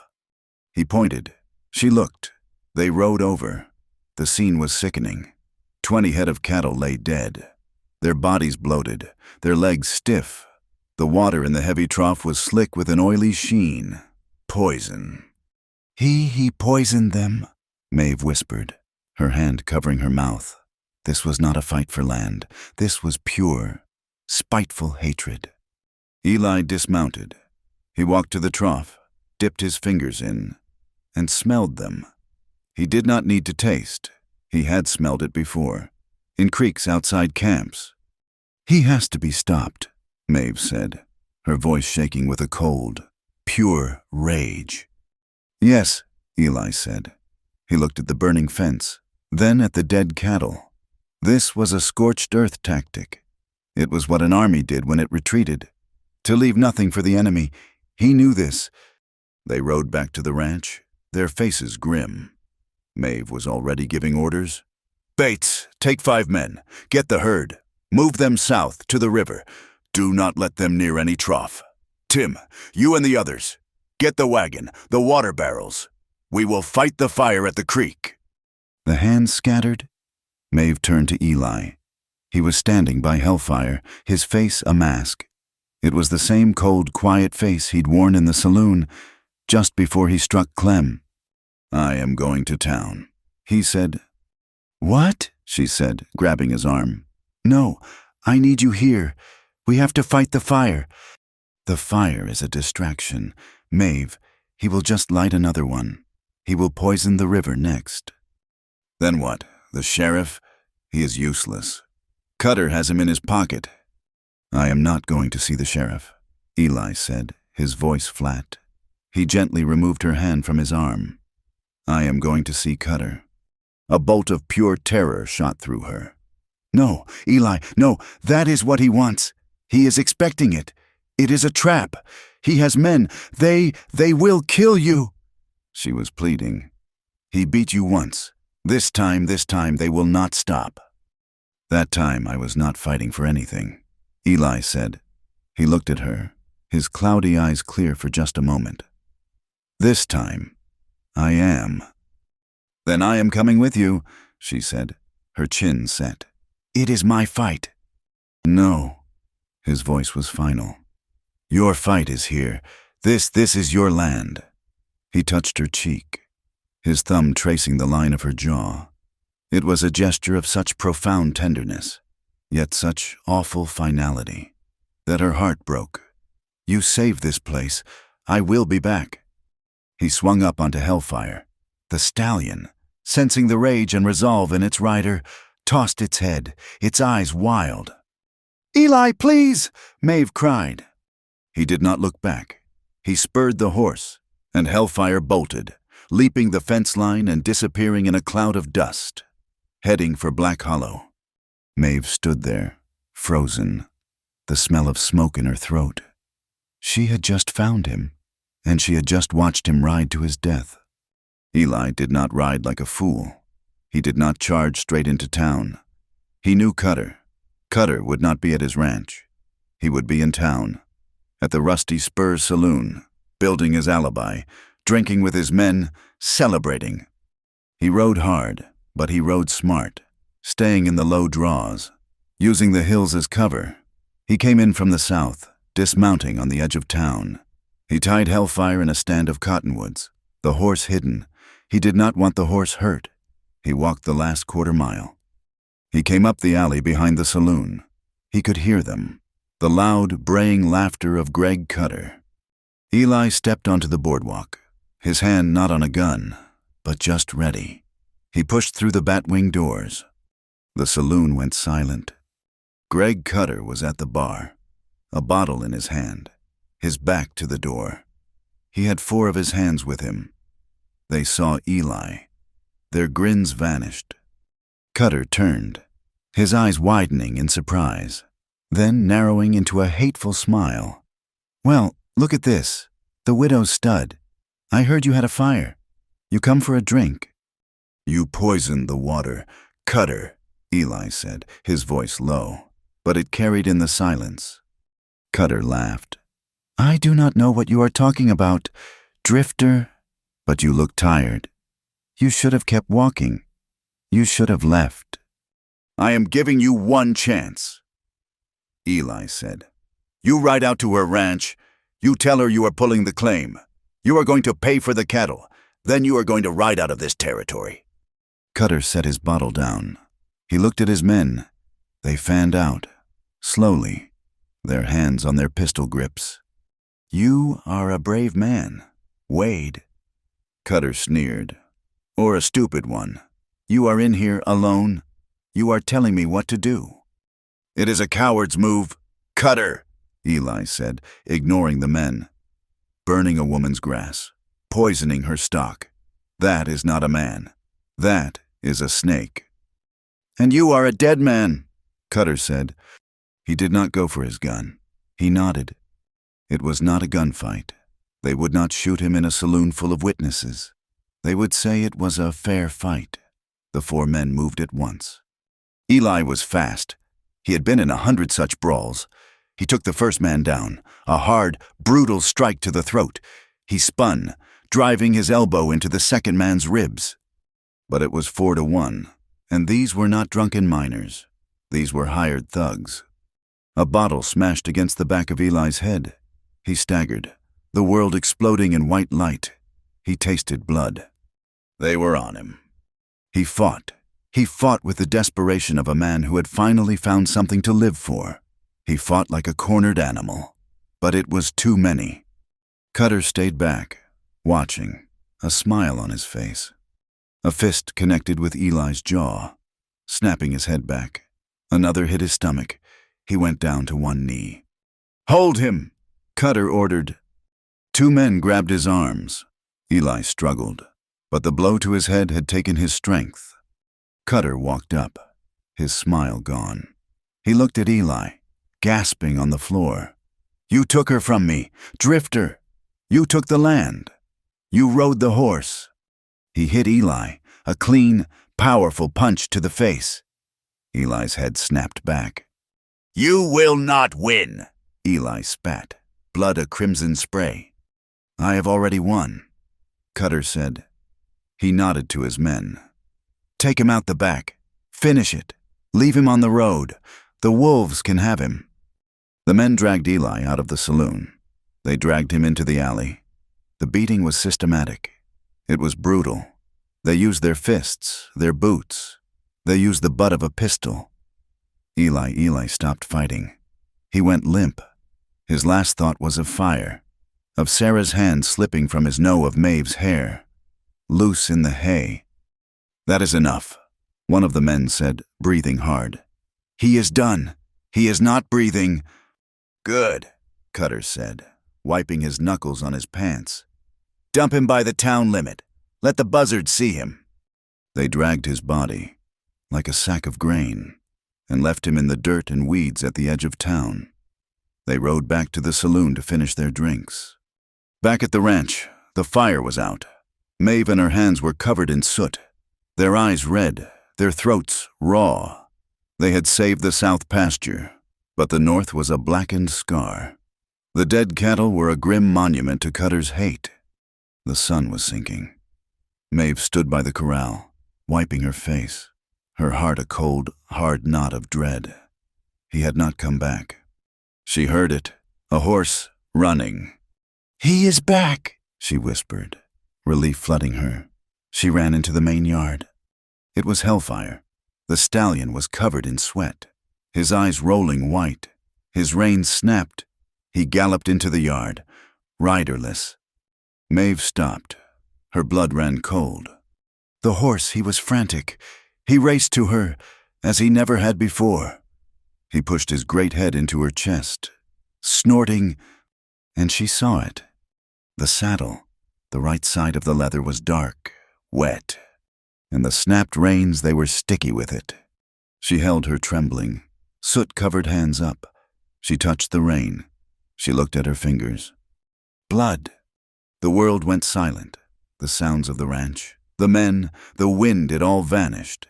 There was only the coppery smell of blood on her hands, the same smell that had clung to her the morning she found Lewis. "No," she whispered. "No, no, no." She stumbled back, her hand flying to her mouth. The ranch hands gathered, their faces pale, seeing what she saw. "They did it," Bates said, his voice a low growl. "That coward Cutter, he murdered him." Maeve's grief was a physical thing. It was a cold iron band tightening around her chest, squeezing the air out. She had let him go.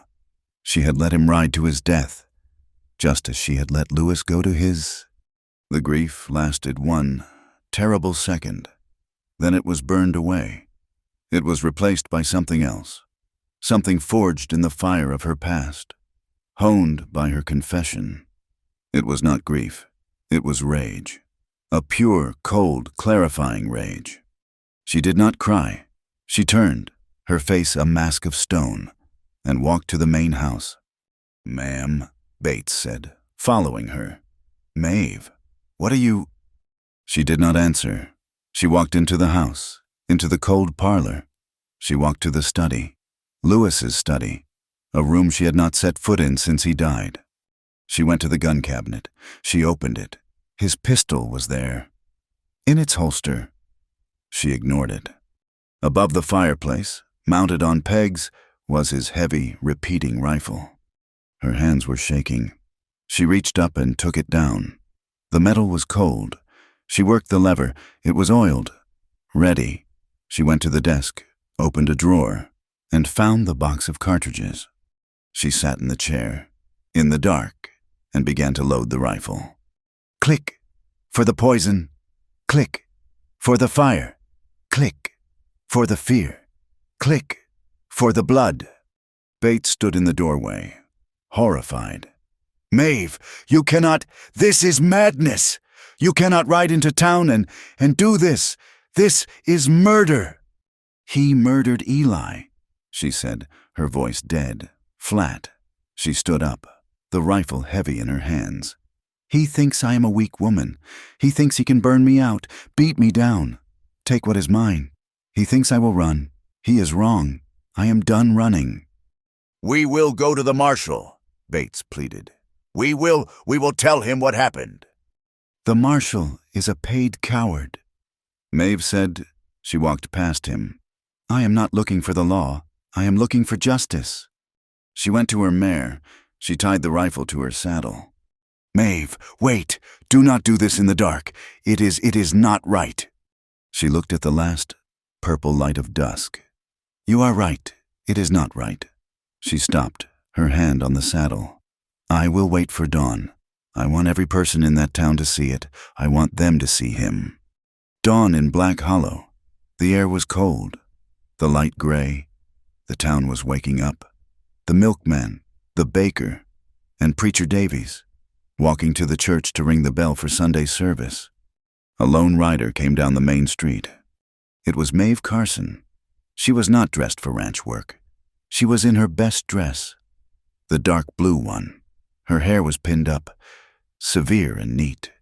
She looked like a woman going to a funeral. Her own. She sat on her mare, straight-backed. The heavy rifle was not in its scabbard. It was resting across her lap. She did not go to the saloon. She did not go to the sheriff's office.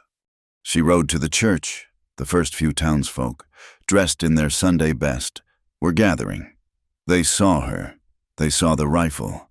They stopped, frozen. Maeve dismounted. She walked, her boots loud on the boardwalk, and stood on the church steps. She stood above them. Preacher Davies, she called out, her voice clear and strong. The preacher came to the door, his face pinched. Mrs. Carson, this is unseemly. It is the Lord's day. Put that thing away. I am here on the Lord's business, preacher, Maeve said. Her voice carried, I am here to speak the truth. She turned her gaze down the street, toward the saloon. Greg Cutter. Her voice rang out, a bell of judgment. Greg Cutter, get out here! Doors opened. Windows flew up. The street filled. Cutter himself, his face still flushed from his night of drinking, stepped out of the saloon, a smirk on his face. He saw her. He saw the rifle. His smirk widened. Well, now, he boomed, strolling into the middle of the street, his men behind him. The grieving widow. You come to confess, or just to— I am here to name a coward, Maeve said, her voice cutting him off. The whole town was listening. You all whisper about me, she said, her voice shaking, but not with fear.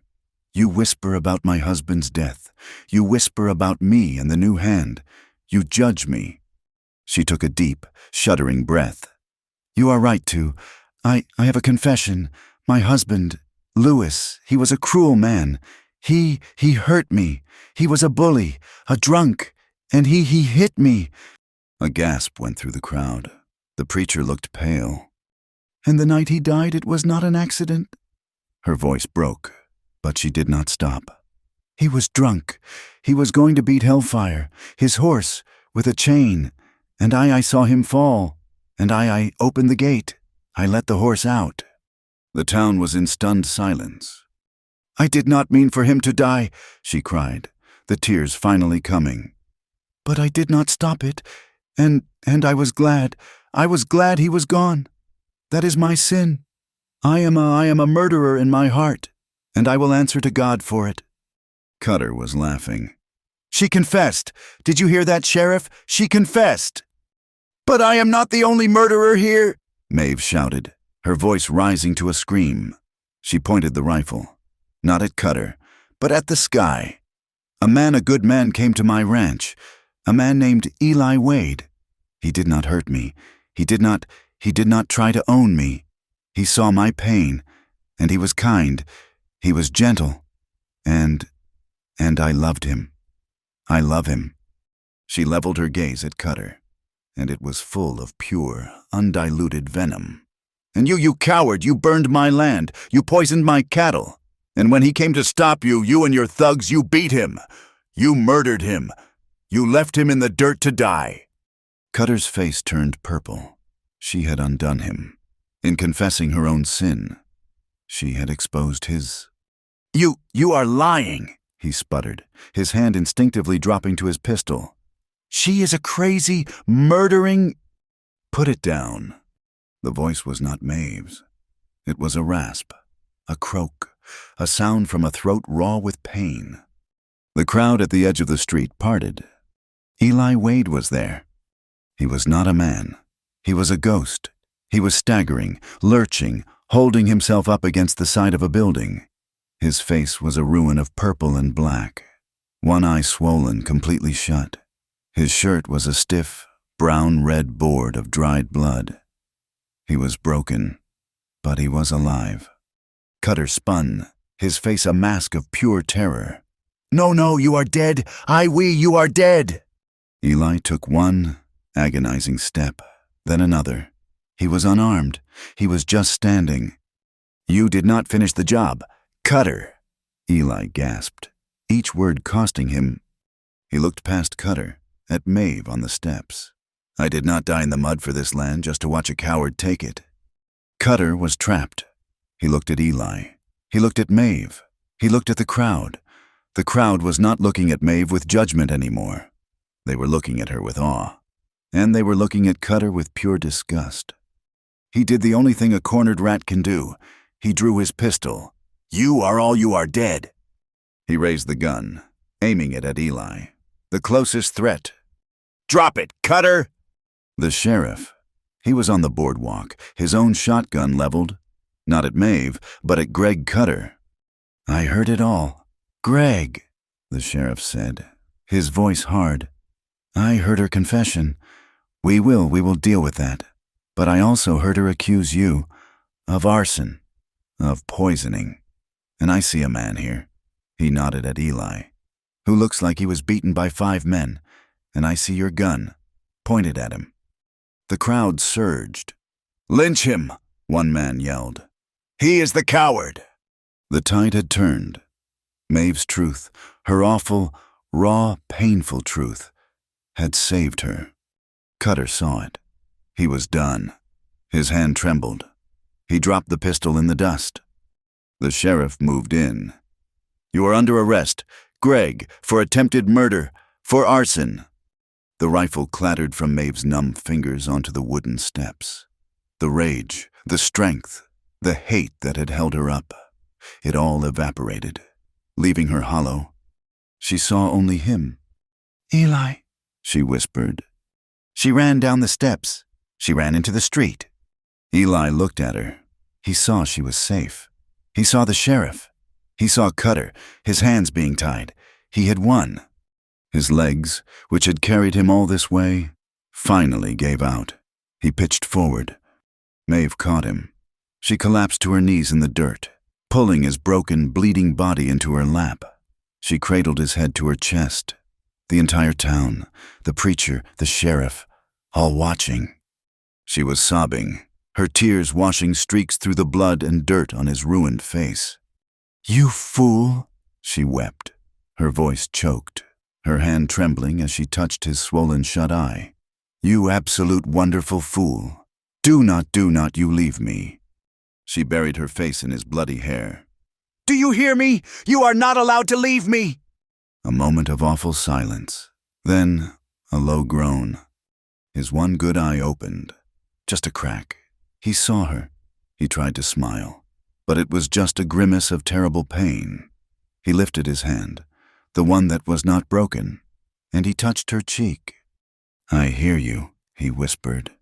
Then his hand fell, and his eyes slid closed. Eli Wade did not die in the dirt. He was carried, a broken and barely breathing thing, by the sheriff and old Silas from the livery. They did not take him to the town doctor, who was known to be a drunk. They laid him in the bed of a wagon and, at Maeve's hollow-eyed, silent direction, they drove him back to the ranch. She had them take him to the main house. She had them carry him up the stairs. She had them put him in her bed, the one in the room that had been her prison, the one where she had confessed her sins to him. It was no longer a prison. It was a sick room. It was a sanctuary. For the first 3 days, he did not wake. He was a landscape of pain, his face a swollen, unrecognizable mask of purple and black. His ribs were broken. His left hand was crushed. A fever took him, a raging heat that made him twist and moan in the sheets. Maeve did not leave his side. She became a creature of quiet, desperate purpose. She moved between the bed and the wash basin, wringing out cool cloths, bathing his face, listening to the ragged, shallow rasp of his breath. She spooned water and thin broth between his cracked lips. A few drops out of this was a new intimacy, one that had nothing to do with the sweet, fumbling passion in the hay. This was the intimacy of service. She washed the dried blood from his hair. She changed the bandages on his hand, her stomach clenching at the sight of the pulped flesh and shattered bone. She saw the old scars, the puckered burn, the white lines of a life of hardship, and she tended them all, the old and the new. She was not a nurse. She was a witness. She was the anchor. Outside, the world went white. The first snow of winter began to fall, soft and thick and silent. It covered the soot of the burned pasture. It covered the tracks of the wagon. It muffled the sounds of the ranch, insulating the house, sealing them inside together. The ticking of the clock was the only sound, measuring the fragile moments of his life. He drifted in the fever. He was back in the war. The air thick with smoke, the screams of men in his ears. He was running, shouting Sarah's name, the barn collapsing in on him. He felt the fire. He reached out, his hand grasping for a hand that was not there. "I am here." A voice cut through the nightmare. A cool hand slipped into his. It was not Sarah's. It was calloused, strong. It was Maeve's. "I am right here," she whispered, her voice rough, her hand gripping his. "You are not leaving. I will not let you." He surfaced from the darkness. His one good eye fluttered open, a slit of consciousness. He saw a blurry shape. Her hair was a mess, her face pale with exhaustion, her eyes red. She was the most beautiful thing he had ever seen. He tried to speak, a croak. "Shh," she said, a tear tracing a path through the grime on her own cheek. "Do not talk. Just stay." He closed his eye. He did not fall back into the fire. He fell back into sleep, his hand holding hers. The snow fell for 4 days. When it stopped, the fever broke.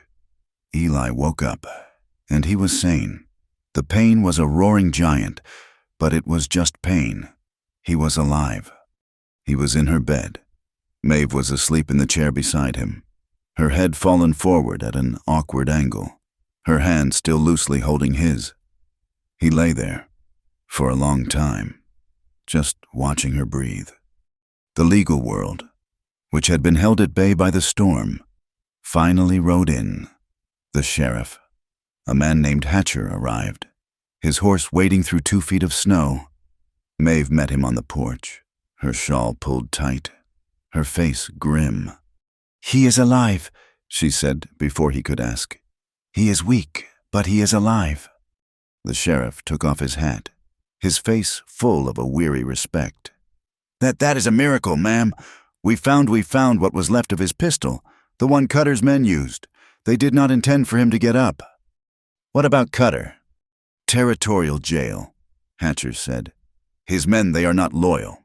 They turned on him. They sang like canaries. They confessed to the beating, the fire, the poison.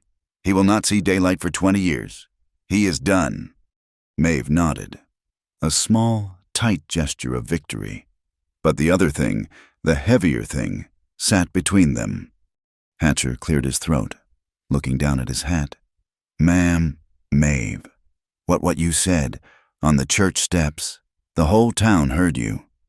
"I know," she said, her chin high. "I spoke the truth. By the letter of the law." He stumbled.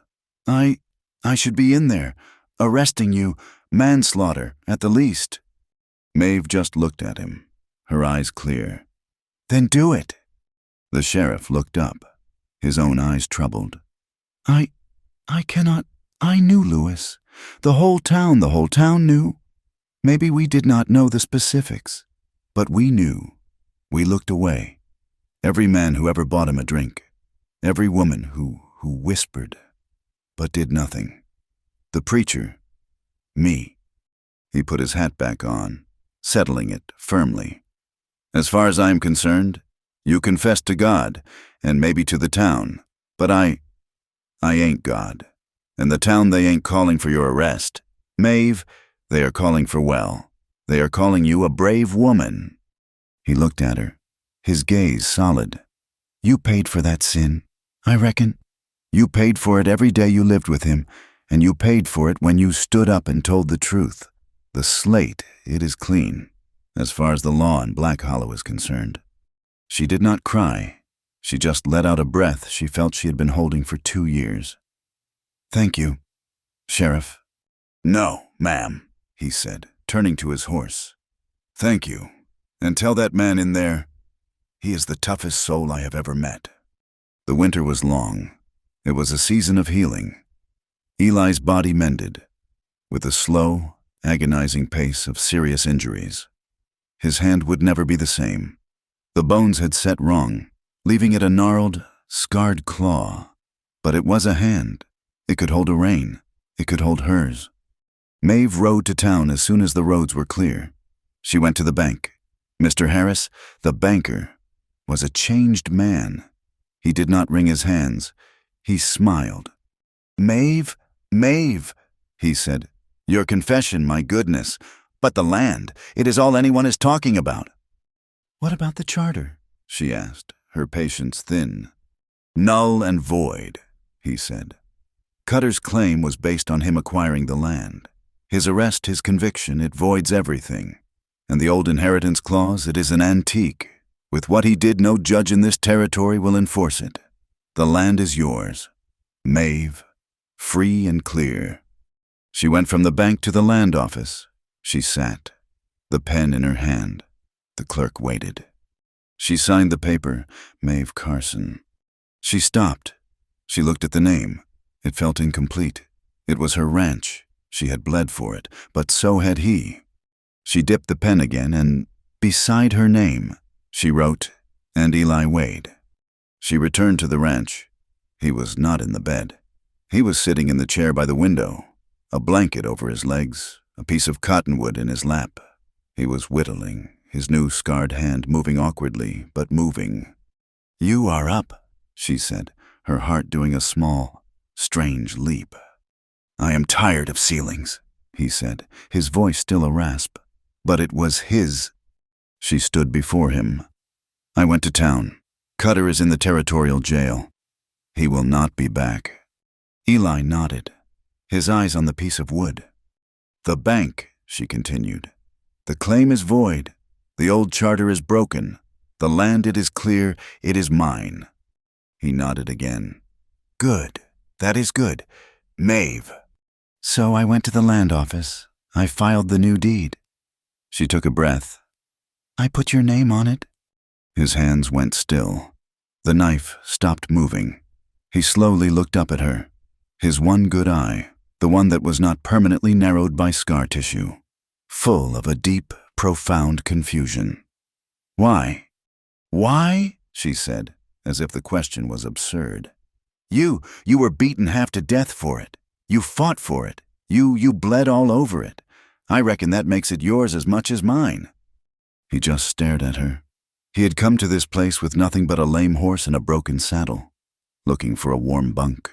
And now, ours, he said. It was not a question, it was a fact. Ours, she confirmed. Spring came, the snow melted, and the land, which had been a canvas of white, then a scar of black, exploded into a riot of green. The north pasture, the one that had burned, grew back thicker and richer than any other part of the ranch. It was a land of resurrection. Eli mended with the land. He was on his feet. He walked with a cane he had carved himself, his gait stiff, his ribs still aching. He hated the cane. He hated the weakness. Every morning, Maeve would watch from the kitchen window. He would walk. He would go from the house to the barn, his face a mask of pained determination. Then from the barn to the corral. Every day, a few feet farther. Every day, he would stand a little straighter. One morning in late April, she was kneading bread when he came in. He stood in the doorway, his hat in his hands. Maeve, he said. What is it? She asked, not looking up. Preacher Davies is riding out today. He is checking on the families in the high country. He said he would stop for dinner. She stopped kneading. Dinner, that is fine. He said he would be here around noon. He asked if we needed anything else while he was here. Her hands, covered in flour, went still on the dough. She looked up at him. He was standing straight. He was not leaning on the cane. It was propped against the wall by the door.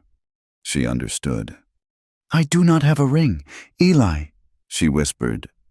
I do not need one, he said. The wedding was not a wedding. It was a meeting.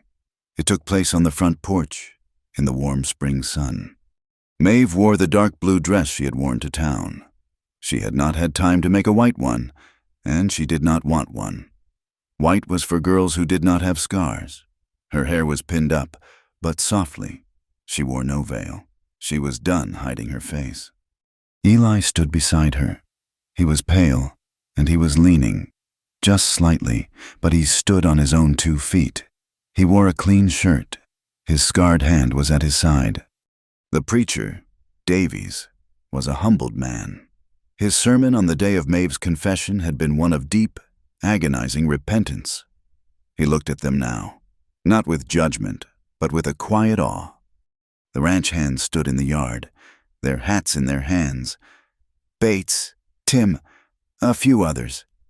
They were the witnesses. And in the breaking corral, just beyond the porch, Hellfire stood watching.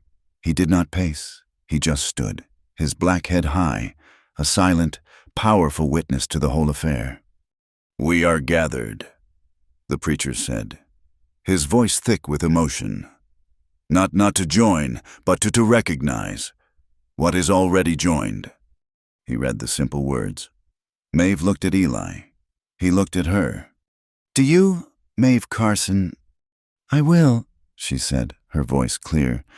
Do you, Eli Wade? I will, he said, his voice rough. They held hands. Her strong, calloused hand. His, gnarled and scarred. They held hands like 2 soldiers who had found each other on a battlefield, promising to stand guard, to cover the other's back, to get them home. It was not a promise of joy or of ease. It was a promise of survival. Then, by the grace of God, the preacher finished, his voice breaking. I pronounce you man and wife. Eli did not kiss her, not in the way of a groom. He just turned, took her face in both his hands, and rested his forehead against hers. He breathed. She breathed. It was done. The hands let out a quiet cheer. Bates was the first to step forward. Mrs. Wade, Mr. Wade. Life on the ranch settled, but it was a new shape. It was no longer the joyless, silent place Maeve had ruled. It was not the cold fortress. It was a refuge. Maeve found her new calling. She started buying horses from the auction, the ones no one else wanted, the mean ones, the broken ones, the spooked ones. She would bring them back, and she would stand with them, in the corral, not with a whip, but with quiet. She understood their pain. Eli found he posted a notice in the town livery. Work for men who need it. Honest pay. They came, one by one. Drifters, men with limps, men with one arm, men with the same cloudy, haunted look he had carried, veterans of the war, men who had seen too much and could not find their place in a world that wanted to forget. He did not ask their stories. He did not ask what they had seen or what they had done. He gave them a bunk in the bunkhouse, which was now full. He gave them a plate of food. He gave them a stretch of fence to mend, or a ditch to dig. He gave them the healing gift of hard work, and the greater gift of silence. The ranch was no longer a place of ghosts. It was a place of mending. The scars of the past were still there, but they were no longer wounds. One summer evening, Eli sat at the desk in the parlor, Maeve's desk, their desk. He had paper and pen and ink. He sat for a long time, just staring at the blank page. Then, his scarred hand unsteady, he began to write. To the mother and father of the boy in Tennessee, I do not know your names. I do not know his. He wrote it all, He wrote about the fire and the smoke. He wrote about the dynamite. He wrote about the look in his eyes. He wrote, "I have seen his face every night for 10 years. I did not want to do it." He wrote, "I am sorry." He folded the letter. He did not seal it. He would never send it. He did not know where to send it. But he had written it. He had said the words. He stood, and he saw Maeve in the doorway. She had been cleaning out the last of Lewis's things from the spare rooms. In her hand, she held a dark brown bottle. The last one, the one she had kept hidden under the floorboards for nights of terror. She looked at the bottle. He looked at the letter. They did not need to speak. They walked outside, into the cool twilight. The new hands, his men, were sitting on the bunkhouse porch. A quiet murmur of conversation. One of them playing a sad song on a harmonica. Eli and Maeve built a small fire in the yard. Maeve uncorked the bottle. She did not smash it. She just turned it over and poured the dark liquid into the dried dirt. The smell of whiskey, sharp and sour, rose in the air for a moment, and then was gone. Eli unfolded his letter. He held it for just a second, and then he dropped it into the flames. They watched the paper blacken and curl, the words of his confession turning to gray ash, rising on the heat and disappearing into the purple sky. They stood, side by side, until the fire was just embers. The next spring, the land was whole. The north pasture was knee-high in grass so green it almost hurt the eyes. The ranch was thriving. Maeve walked out, her mare already saddled. Eli was at the corral, leaning on the fence, Hellfire, sleek and powerful, walked over and put his great head on Eli's shoulder. "He is getting soft," Maeve smiled. "We all are," Eli said. He saddled the stallion. They rode out, not for a roundup, not for a patrol, just to ride. She on her quick bay mare, he on the black stallion. They were a matched set. They rode through the field of new grass, the wind in their faces. They rode, not to prove anything, not to fight, not to run. They rode just to be beside each other. They stopped on the high ridge, the one where he had offered her his name as a business arrangement. They looked down at the ranch, at their ranch. It was alive. Smoke curled from the cookhouse. The new men were mending a corral. The broken horses were grazing, peaceful, in the home pasture. The wind kicked up, the same Wyoming wind that had blown him into her life. It tugged at her hair, which she wore looser now, and whipped a strand across her face. Maeve leaned into him, her head resting on his shoulder. It fit perfectly. She felt the solid, warm strength of him. "You are the only man I ever knew," she whispered, her voice so low. Only he and the wind could hear it. "The only man who ever rode a monster." She turned her face, pressing it into the rough wool of his coat. "And tamed me, too." Eli said nothing. He had no words for the feeling. He just lifted his scarred hand, the one that had been broken and remade, and covered her hand where it rested on the saddle horn. He held on as the wind blew around them, and the valley, green and full of life, stretched out below. Thank you for listening to this story from the From Wild West channel. Please comment with where you are listening from so you can connect with fellow fans. And do not forget to subscribe and share your thoughts.